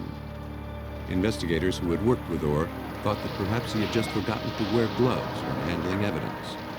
When he was deep in an investigation, he got his hands on everything related to the case. But Orr hadn't worked the 1987 fires. There was no record of him even looking at the evidence. It seemed the only way John Orr's fingerprint could have gotten on the incendiary device was if he had placed it himself. Investigators had to consider him the main suspect. To prove John Orr's innocence or to establish his guilt required a deeper investigation. All they really had was a single fingerprint on only one device. Well, we kept the investigation very covert because we wanted to make sure that fingerprint wasn't accidentally on the device. We only had him on the one fire, so now it was important for us to keep it quiet while we developed an investigation to tie him into all of these other fires that we were sure the same arsonist had committed. Investigators checked Orr's log sheets at the Glendale Fire Department to see where he was when the fires were set. The log sheets could give Orr an alibi. If he were logged in at the station, he couldn't have set the fires. But in every instance, they reported him out of the office at an undetermined location. 7825, code 6. When they followed him, they observed him buying cigarettes. John Orr didn't smoke.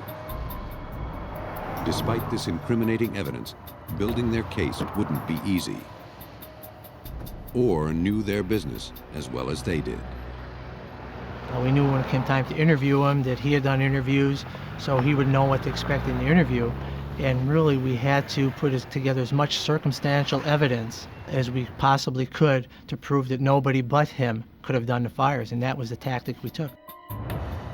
Armed with a photo of their suspect, investigators returned to the scenes of the 1987, 1989, and 1991 fires. They hoped to speak to anyone who might remember seeing Orr. They found several eyewitnesses. A number of employees were able to pick him out as a customer who had been in the store prior to the fire. In one store, we had an employee say that she saw him carrying some paper in his hand. Yellow paper was part of the device, and she pointed out to us that the color of the paper he was carrying was yellow. Sure, I'm just looking for some fabric Witnesses samples, put maybe Orr to at the scene of 2 of the fires. In both cases, he was spotted in the stores shortly before they burned. Then, the ATF received the forensic report on the devices recovered from the earlier fires. The ATF lab had identified a signature. That is, the devices were all built the same way, using the same materials. The ATF surmised the arsonist didn't need an accelerant because he was placing these devices in flammable items within the stores. The device was designed to start the fire slowly, letting it smolder until the extreme heat erupted into flame. That allowed the arsonist to leave the scene long before the building was engulfed. The construction of the device was simple, but its design pointed to an arsonist with a keen knowledge of fire. The forensic analysis concluded that the devices were the work of a single individual, an individual responsible for more than $18 million worth of damage. The ATF database of arsonists could not match these devices as the signature of any other known arsonist. The report cleared away any remaining doubts investigators might have had about Orr's involvement. Then, Orr himself provided an extraordinary piece of evidence. I got a phone call from John Orr's supervisor, and he said that he had seen a letter that the secretary was typing talking about a book that John Orr was trying to get published. In that letter, he describes the suspect being a firefighter who's been setting fires for the last 10 years in Southern California and had not been apprehended. One suspect in this. Orr hoped to get the book published and to sell the rights for a television movie of the week. This is one of Camilo's fires. ATF agents acquired the manuscript from an author and former firefighter whom Orr had solicited for advice on his novel. For ATF agents who dedicate their lives to investigating deadly fires and bombings, Orr's book wasn't a pleasant read. Well, frankly, I couldn't believe what I was reading. I mean, I originally thought that maybe it would give us a little insight into John, but never that in my wildest imagination I think that the exact fires we were investigating were going to be chronicled in the manuscript.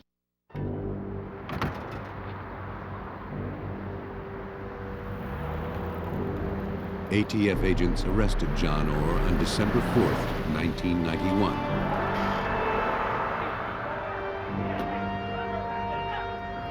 Officers searching his truck found yellow ruled paper, matches, rubber bands, and cigarettes. The same brand used in the devices. In his house, they found videotapes of arson fires still under investigation. They had been shot at close range. The evidence was conclusive, leaving investigators with just one unanswered question. When we interviewed him, we were concerned with why he did it. I mean, we were convinced that he had done it, and we had good evidence that he did it. And we were trying to get him to explain why, which he never did. In 1992, John Orr was convicted of setting 3 fires and sentenced to 30 years in prison. In September 1998, Orr was convicted of murder when investigators linked him to a 1984 fire that claimed the lives of 2 store employees, an elderly woman, and her 2-year-old grandson. The jury deadlocked 8-4 in favor of the death penalty. Orr received life plus 20 years. No crime is committed in a vacuum. When an offense involves weapons, explosives, or incendiary devices, solving it depends on finding a pattern. It's the ATF's job to see the big picture and pin down the culprit.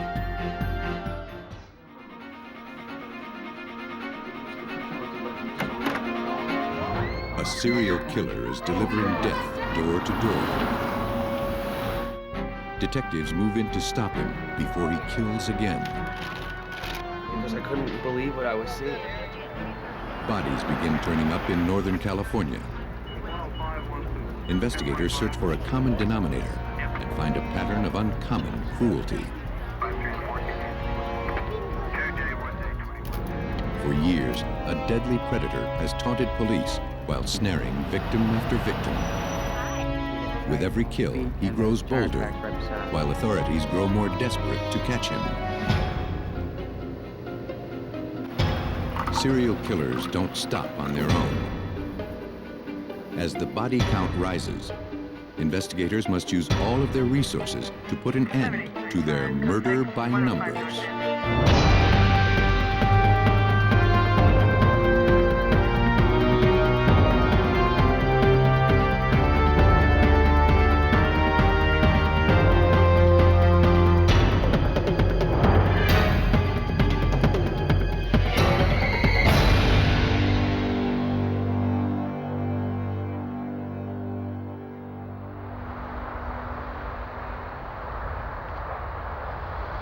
Some of the names in this episode have been changed.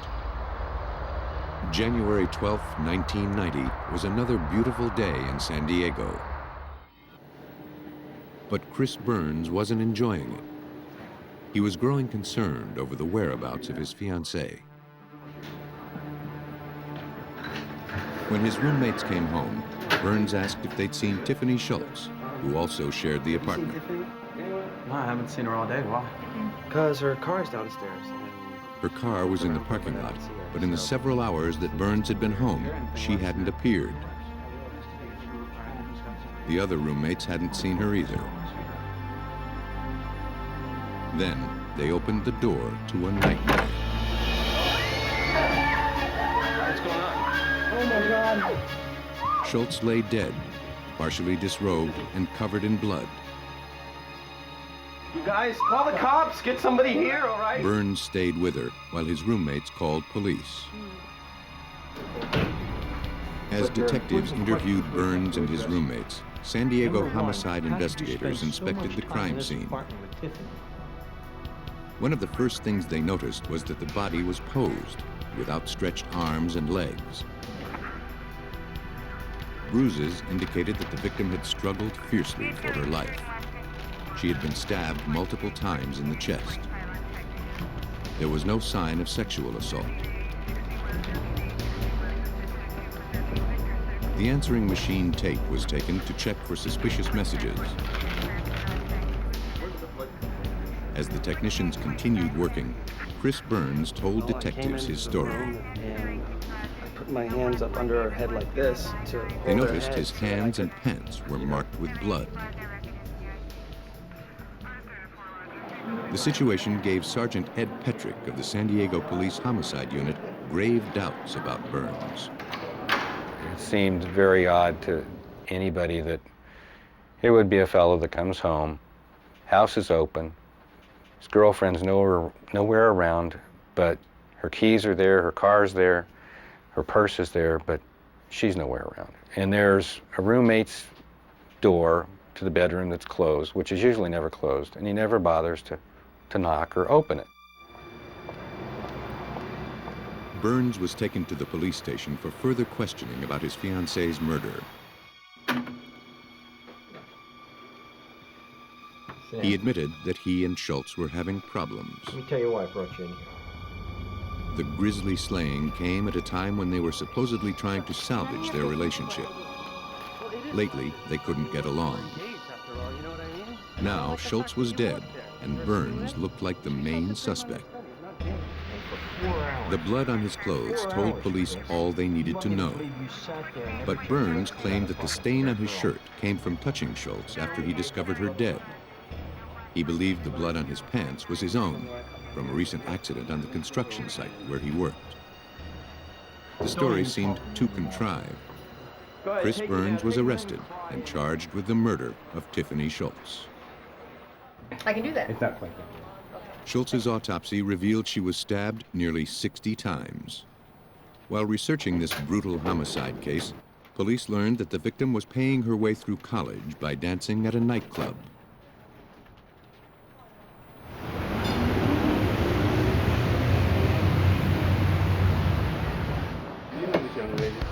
Oh, yes. The manager confirmed that Schultz's relationship with Burns was tumultuous. She told police that he didn't want her working there. They often came to blows over it.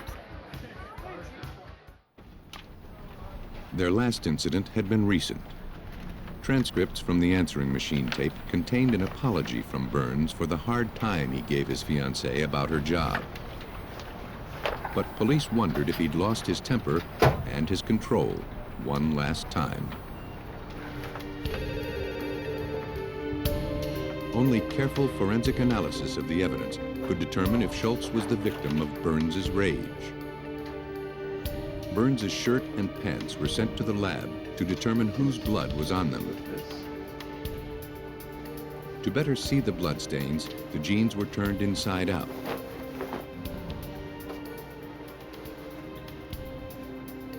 When the results were positive, ABO blood typing was performed.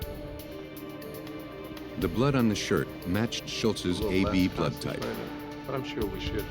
But the blood on the pants was type O, Burns's own type. Serologist Larry Turner of the Jackson Police Department Crime Lab performed the analysis. Based on what I found, I was able to determine that the story that Chris Burns had been telling, it was possible that it was true. The blood on his clothing matched him and not that of Tiffany Schultz, and on his t-shirt where he said he had been down to touch her and possibly gotten some of her blood on the t-shirt, that was correct as well. Burns's story, as odd as it seemed, might be true. Police had no other evidence with which to hold him. He was released, though still considered the prime suspect. But police would soon regret releasing him.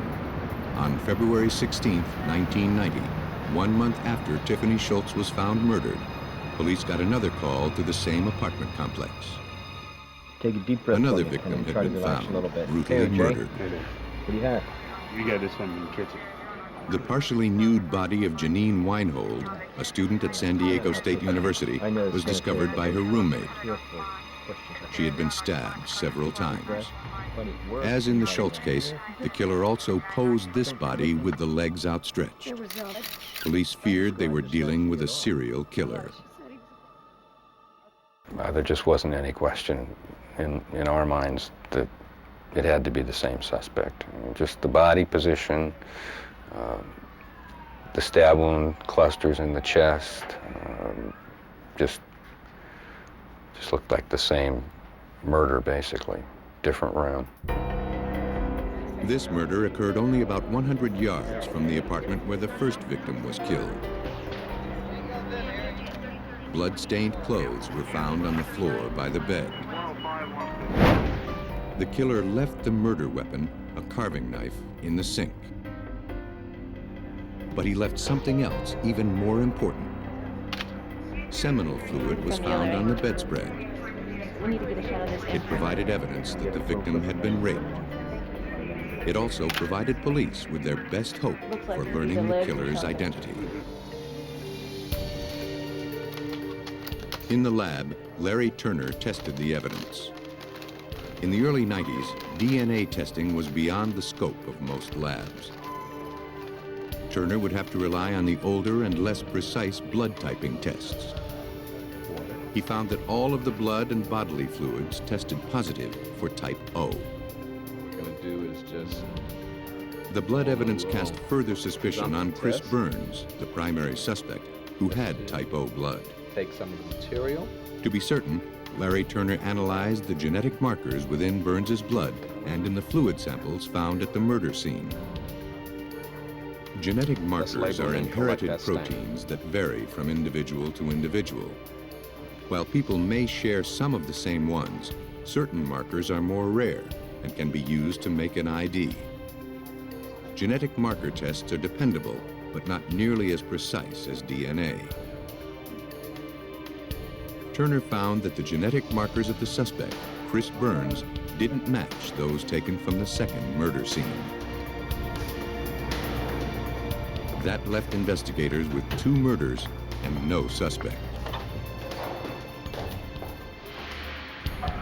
Investigating the murder of the third apartment complex. They returned to the apartment complex and interviewed female residents to see if they'd seen anyone suspicious. Police feared that these 2 victims were just the beginning. 3400 Claremont Drive, that's right. Detectives created a list of over 1,000 suspects from the leads they gathered from the victims' friends and acquaintances. About a block away, there's a couple of burglaries. With 2 murders unsolved, the police were casting a wide net. trying to find their man before he killed again. Unfortunately, that didn't happen. On April 3rd, 1990, 2 months after the Weinhold murder, police received an urgent call. A woman had been found brutally stabbed. This is a house or an apartment, sir. Sir, you need to calm down for me if you can. Okay, where is the suspect at in this? A witness saw a man with a knife fleeing the scene, his face covered by a t-shirt. Can you tell me, did he have the knife with him?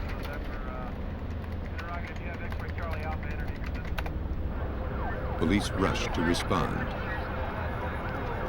They met Tammy Ho, who returned from the apartment swimming pool and found her friend, Holly Tarr, mortally wounded with a single stab through the heart. Holly Tarr's murder occurred in the same apartment building where the second victim, Janine Weinhold, was killed. Outside, police discovered the knife and the t-shirt held by the killer as he fled the scene. They also found a shoe print left in the mud, which they thought belonged to the suspect. Unfortunately, eyewitnesses couldn't identify him. The girlfriend, Tammy, she basically couldn't give any description at all. Just, it was a male, you know, saw a flash go by. She couldn't help in that area. We had a second witness who at least pinned down the race of the suspect as being a black male. The knife and t-shirt were clean of fingerprints or hair samples. After 3 murders, all investigators knew for sure was that the victims were all white females between the ages of 18 and 21, left semi-nude, posed with their legs outstretched and stabbed in the heart. All they knew about the killer was that he might be an African American. Because the slayings took place in the area of San Diego known as Claremont, the murderer was dubbed the Claremont Killer. A deadly predator, a serial killer, was on the loose.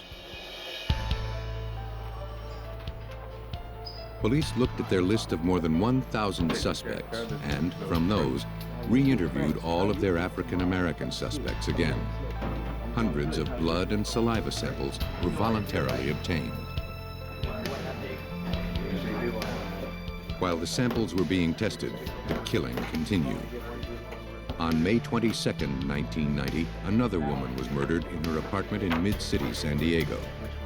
The pattern of stab wounds was similar to the previous 3 murders. The Claremont Killer was on the move. 4 months later, 43-year-old Pamela Clark and her 18-year-old daughter Amber were found murdered in their San Diego home. Both partially nude bodies bore stab wounds around the heart and were posed like the previous victims. There was no question after the double murder of the Clarks that things really got heated up. We had politicians show up at the mobile command post.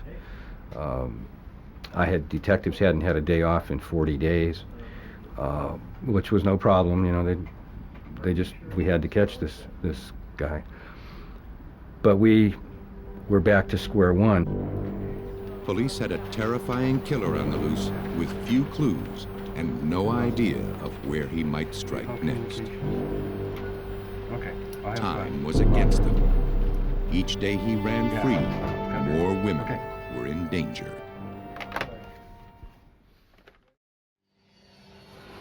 The Claremont Killer laid low for 5 months, leaving San Diego investigators with nothing to go on. The trail heated up again on February 3rd, 1991, more than a year after he had made his first kill. Linda Parker, age 23, was about to take a shower when she heard noises at her front door.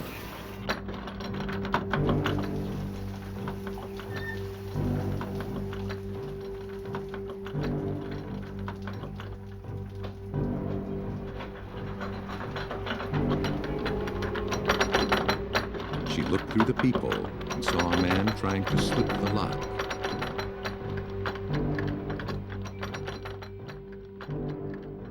Linda Parker fled through her back door.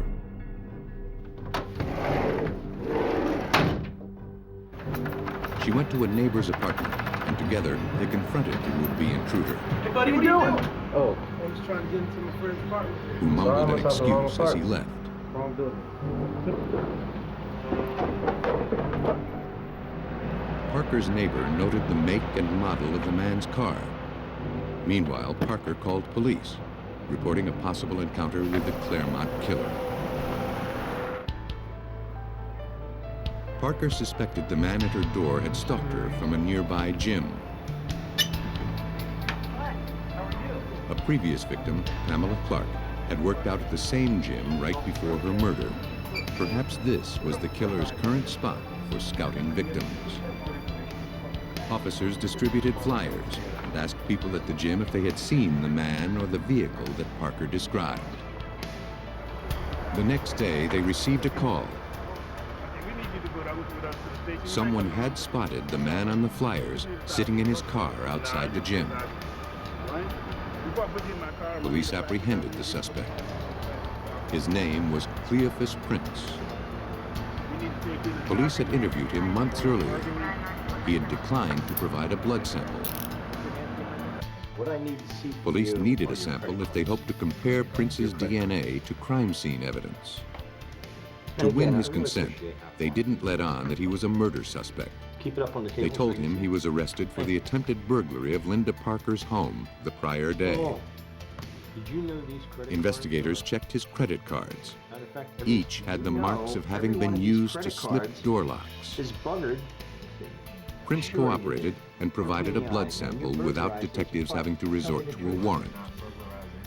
Hey, it can happen. Until the DNA results came back, police didn't have enough evidence to hold him. Prince was released, but he was kept under close surveillance. The blood sample was rushed to testing. If successful, the DNA would provide more solid evidence than genetic markers would. The problem was that in the early 90s, the technology was new, and it could take a year before the results came back. With nothing to hold the suspect, he would be free to kill again. With time running against them, investigators relied on a less comprehensive but faster test that would compare similarities between the sample and the crime scene DNA. If similarities existed, investigators could assume they were on the right track. If the DNA bore no superficial resemblance, they had the wrong man. Within a month, the results came back. The test indicated a match. We just were, almost in tears. It was just unbelievable emotion involved in working with something and dealing with the families and all those crime scenes, and it was over. Prince was located and arrested. Police were now able to gather more evidence and buy more time to run complete DNA tests. In Prince's possession were 2 rings that belonged to one of the victims.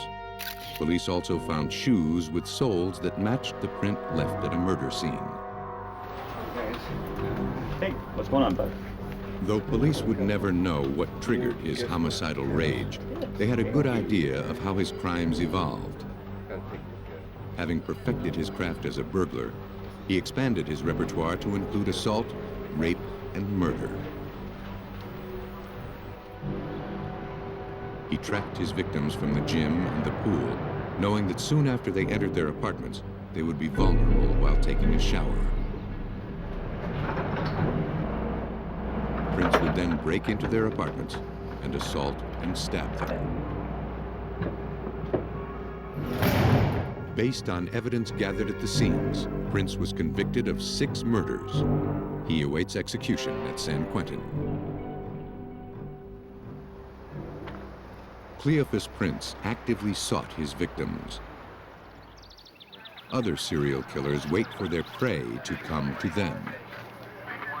On May 3, 1983, in San Francisco, 2 55-gallon barrels were found in Golden Gate Park.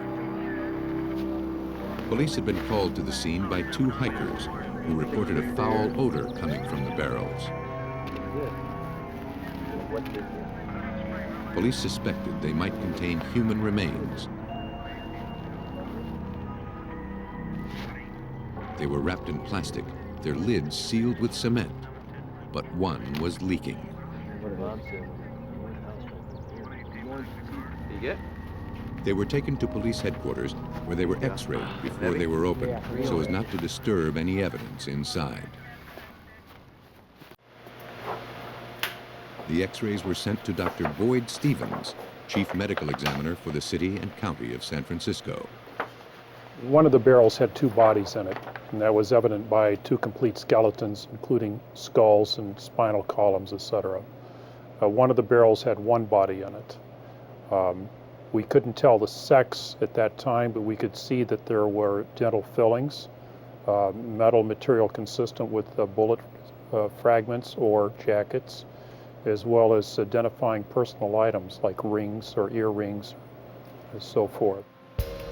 Now that they knew human remains were inside the barrels, investigators had to determine how they got there. Technicians took their time looking for any clues the killer might have left. Kenneth Moses, an inspector at the San Francisco Crime Lab, began by examining the exterior of the barrels. He hoped he could find some sort of print on the packaging or the tape. But getting clean fingerprints off tape can be tricky. More oil. Powder won't work because it sticks to everything. And most fingerprint chemicals dissolve the adhesive, destroying the print. Moses tried an experiment. By combining a dark blue dye, an antibiotic, and water, he concocted a dye called crystal violet. He hoped that when the tape was dipped into the solution, the antibiotic would stick to the protein left on a fingerprint, staining it purple.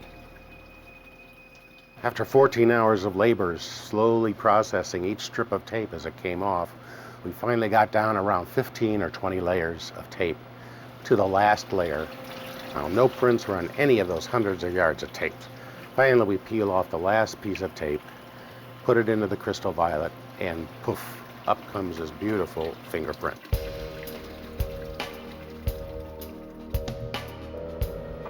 A simple magnifying glass revealed another crucial discovery.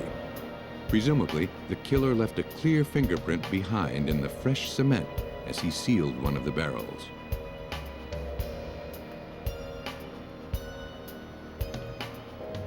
A synthetic polymer was mixed and carefully spread over the print.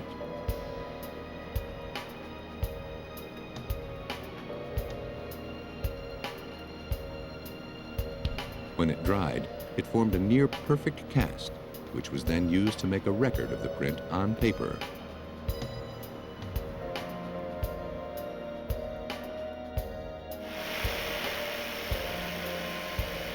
After 4 days of gathering all they could from the barrel's exteriors, investigators were ready to open them. One yielded the bodies of 2 nude females who'd been tied together. The women were later identified through their fingerprints as Glenda Wheatley and Paula Rodriguez, 2 prostitutes. Rodriguez worked for Thomas Michaels, identified as the clothed male victim in the other barrel. Each had been shot in the head.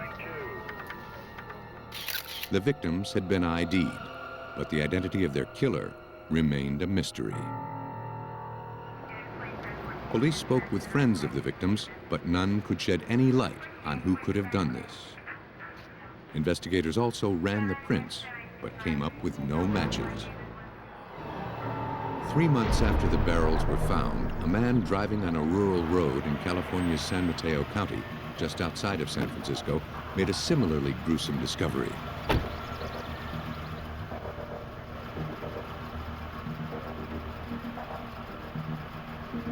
He immediately summoned police.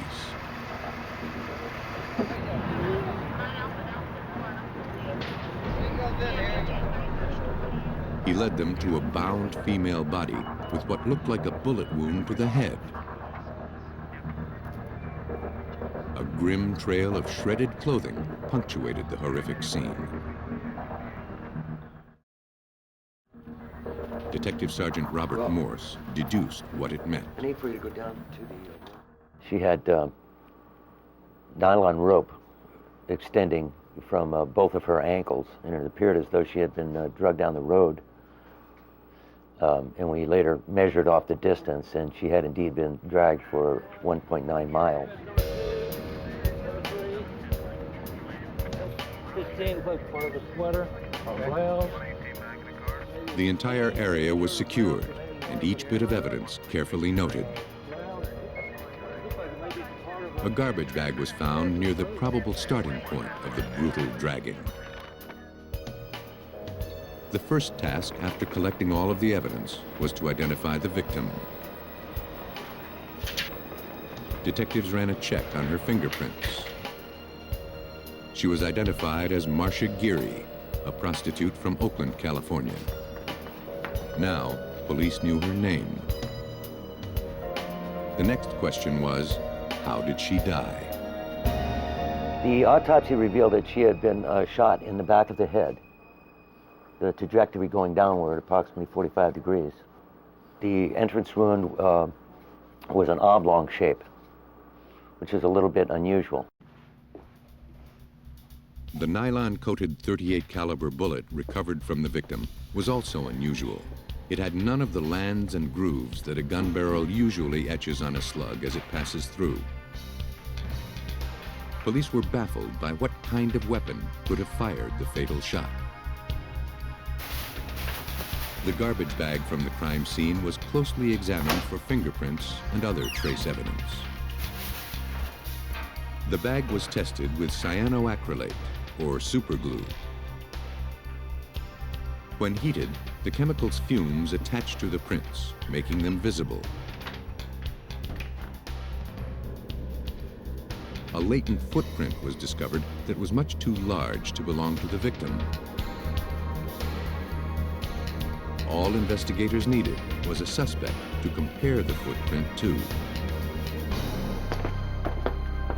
Thank you so much, sir. Appreciate that. Police questioned Marcia Geary's friends and family to learn where she'd been and whom she'd met recently. Her father said the last time he saw her, she'd asked him for money. She told him she was trying to find a job and asked him if he would help her get a car. Police also learned from her friends that she was planning to spend the weekend with a man. Thank you. Thank you. For now, his identity remained a mystery. Okay.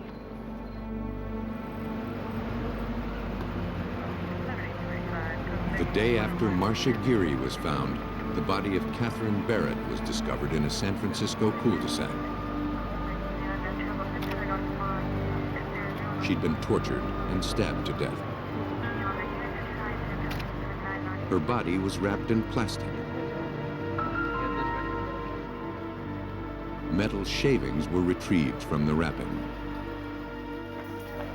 As police investigated this latest murder, they got a tip from a man named Raleigh Hill, the owner of Marcia Geary's apartment.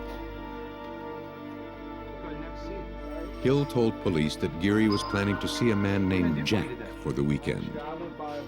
Hill didn't know Jack's last name, but he knew he lived in a warehouse. What'd she tell you about Jack?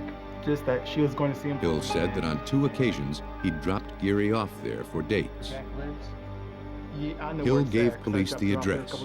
It was 20 miles from where Geary's body was found. Where Jack lives then. Yeah, I could do that. Get there and where it is. All right, take your team members.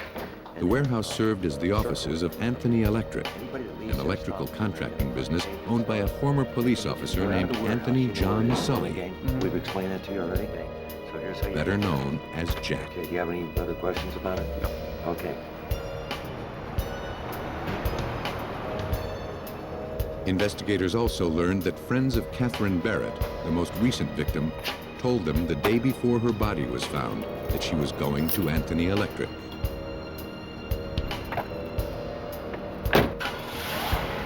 The news sparked their interest. The information gave them enough for a search warrant for the warehouse. They were about to learn the shocking truth about Jack Sully. A homicide investigation led to an electrical contractor's warehouse, where 2 murdered prostitutes were last reported to have been going. Fort George William Sam 451.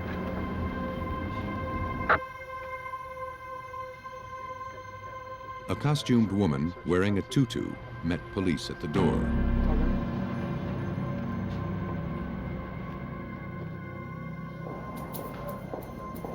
She led them to a small apartment in the rear of the warehouse. Among the litter of drug paraphernalia, police confronted a disoriented, partially clad Jack Sully. As they explored the room, the bizarre scene became grotesque. Well, walking into this apartment, one gets the sense that it's almost like a torture chamber. He had a hook up on the ceiling. He had various ropes around.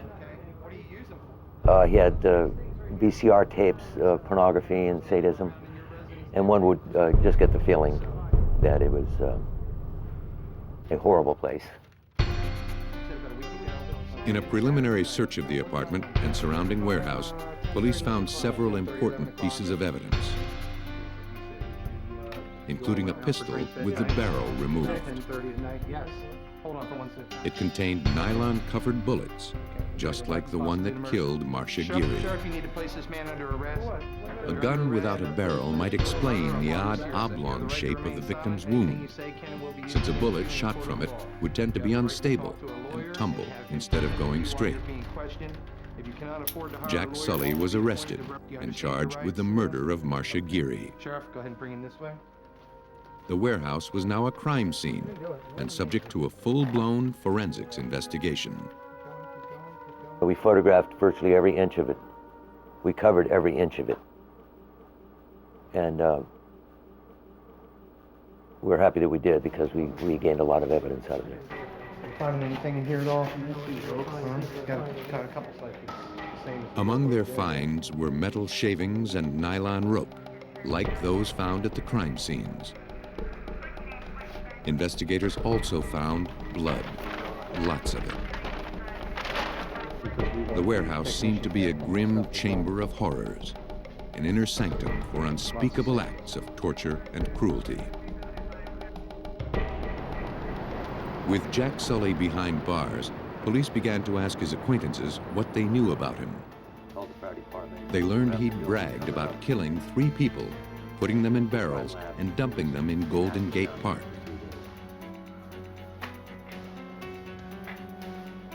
Now that a suspect was finally in custody, investigators could compare his prints against the ones taken from the barrels of the unsolved triple murder. As soon as he received samples of Sully's prints, Kenneth Moses knew the results. I took a look at the prints, and believe me, I knew those prints by heart. The minute I saw Sully's prints, I knew this was the guy.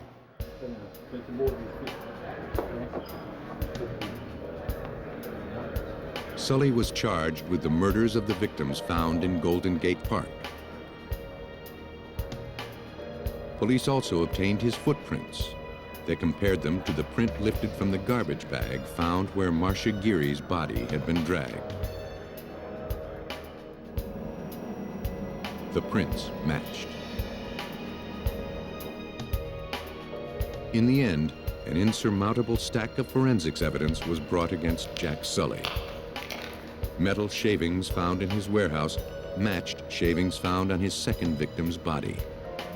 The plastic sheeting found around the body of the man sealed in one of the 55-gallon barrels matched sheeting found in Jack Sully's truck. From the investigation, Sully's pattern of violence became clear. Under the influence of freebased cocaine, he would pick up prostitutes. When they arrived at his warehouse, he would subject them to prolonged periods of bondage, beatings, and sexual abuse. And ultimately, he murdered them. Forensics linked him to 5 victims, but other evidence proved he had killed 6. On June 3, 1986, Anthony John Sully was convicted of 6 counts of murder and sentenced to death in California. Serial killers follow no apparent rules except one: to blend in with everyone else. On June 28, 1989, in Riverside, California, two construction workers stopped on the side of the road to eat their lunch. But then they noticed the body of a woman lying at the bottom of an embankment. Officers and forensic technicians from Riverside County Sheriff's Office responded to their call. The victim was dressed in shorts and a man's Western-style shirt. A towel covered her body. She had no identification. The autopsy revealed the woman was strangled to death. A search of the fingerprints file identified her as Tara Biggs, a 28-year-old prostitute. Evidence collected from the crime scene was sent to the California Department of Justice Crime Lab. Investigators found little more than a few assorted fibers. Whoever killed this woman didn't leave much evidence behind.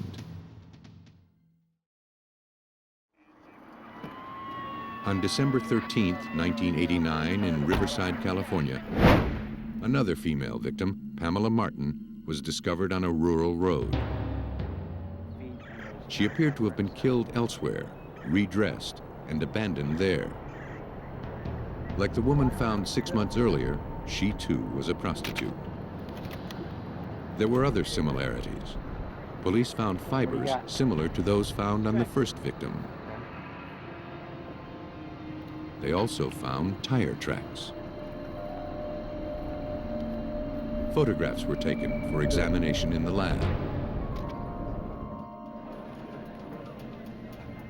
The photographs were blown up to actual size. The tread pattern and wear marks would be unique to the killer's vehicle. Criminalists identified two different brands of tires. They determined the killer probably drove a truck or a van with an alignment problem, causing the front tires to wear more quickly than the rear.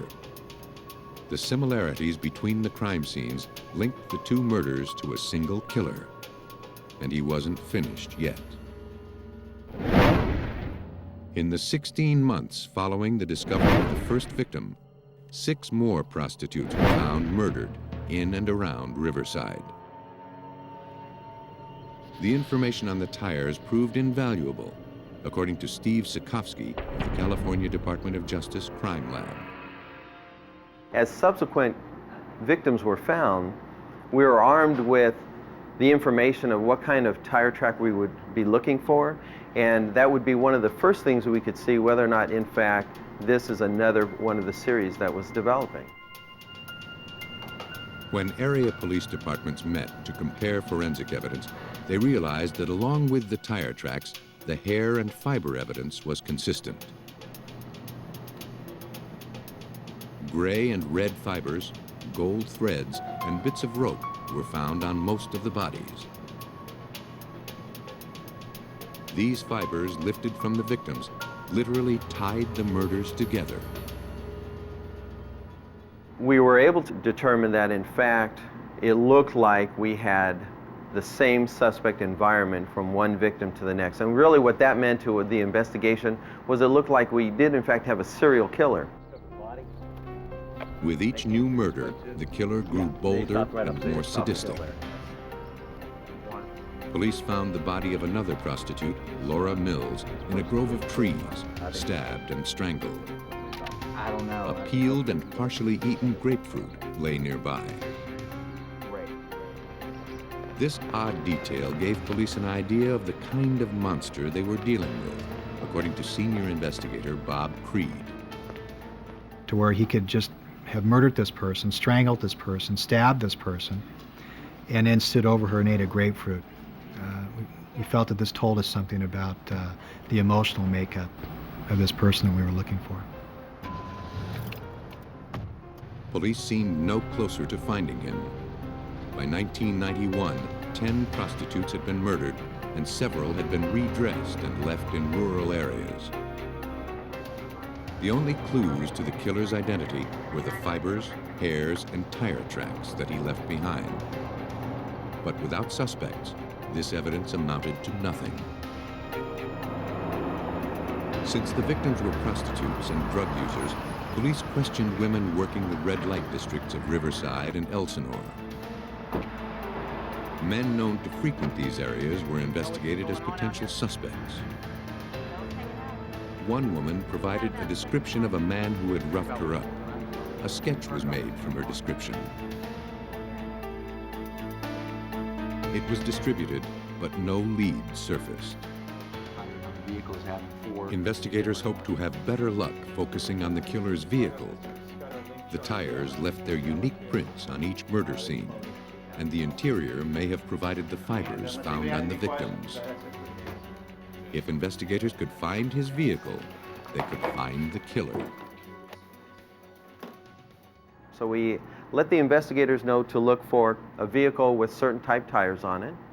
Let them know that they might be looking for a vehicle that had gray interior carpet. They might find some rope fibers. They might also find some other things in the van that had gold fibers in it, because we found a prevalence of gold type fibers. Maybe some blanket, sleeping bag along that line, because of the type fibers that we found on many of the victims. At an earlier murder scene, police found the tread prints of a popular tennis shoe near the victim. As the spree of murders continued, forensic technicians began to see the same prints.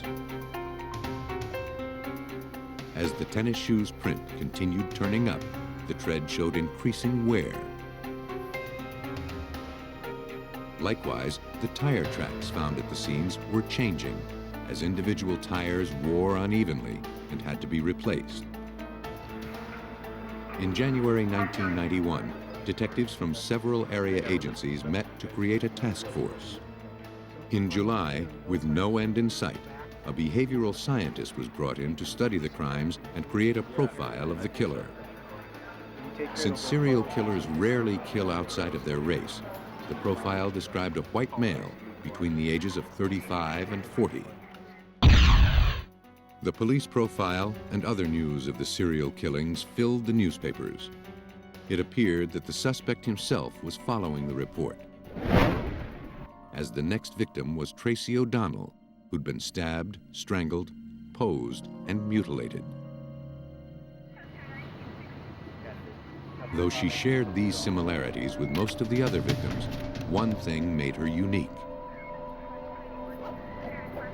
She was African American. That he read in the paper that the serial killer stays within their own race, and yet he went out and found this black prostitute and killed her. It seemed like he did that just to show us that we were wrong, and that perhaps maybe he selects his victims, that he's in control here. The murderer was maintaining his anonymity, and he was becoming more defiant. By the end of 1991, his victims were being found at the terrifying rate of 1 per month. 19 dead female prostitutes had been discovered, and there would undoubtedly be more. Investigators in Riverside, California, on the trail of a brutal serial killer, finally got a break on January 9, 1992. An officer patrolling the red light district of Elsinore saw a man speaking to a prostitute from his van.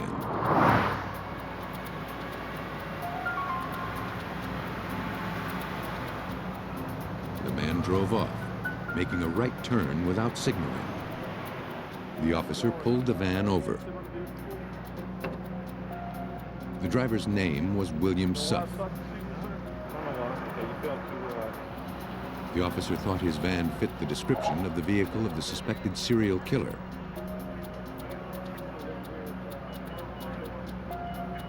He noticed the tires were mismatched, and each showed a different wear pattern.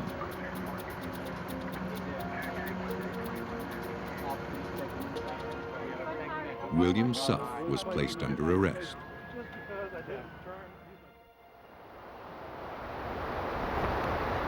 His van was impounded at the police station and given a thorough inspection. Police found a gold pillow and a sleeping bag.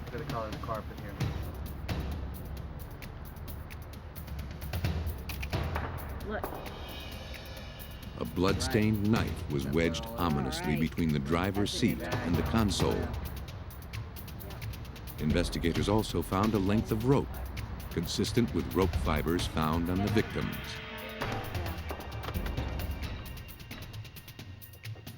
While the knife and other evidence from the van went to the lab, investigators obtained a warrant to search Suff's home. There, they found a worn pair of sneakers that matched prints found near several of the earlier victims. Officers also found Western-style shirts, like the one that had been found on the first victim, and a stack of vehicle maintenance receipts. Back at the lab, DNA tests were performed on the knife found in Suff's van. The results matched the blood of the last victim. William Suff's blood, saliva, and other bodily fluids were tested to establish his DNA profile for comparison to fluid evidence found on some of the victims. In many cases, it was a match. Fiber from the gold pillow and sleeping bag, along with samples of Suff's hair, also matched evidence found at the crime scenes. Tire marks from Suff's van were consistent with imprints photographed at several locations. The vehicle maintenance records were also helpful in establishing when Suff had his tires rotated or changed. Police kept their own records of the tire positions at each crime scene. When they compared Suff's records with their own notes, they found an exact match.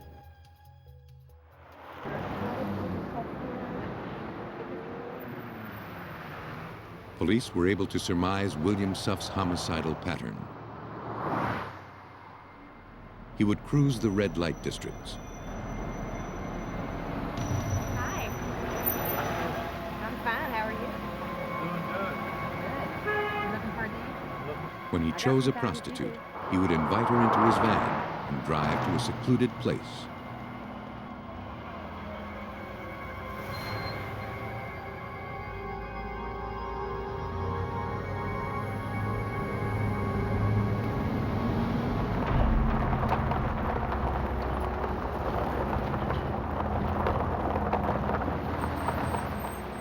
He subdued his victims, tying them so he could torture and rape.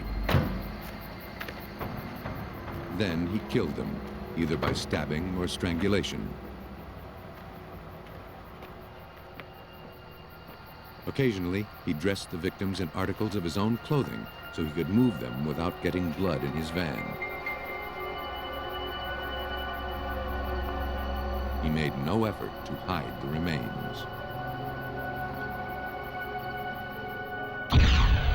On July 19, 1995, William Suff was convicted of multiple murders. He was sentenced to death 12 times. A serial killer's compulsion for murder never stops. Once he finds a pattern that works, he'll stick with it time and again. But the pattern that provides his success also establishes a trail for those who are sworn to track him down.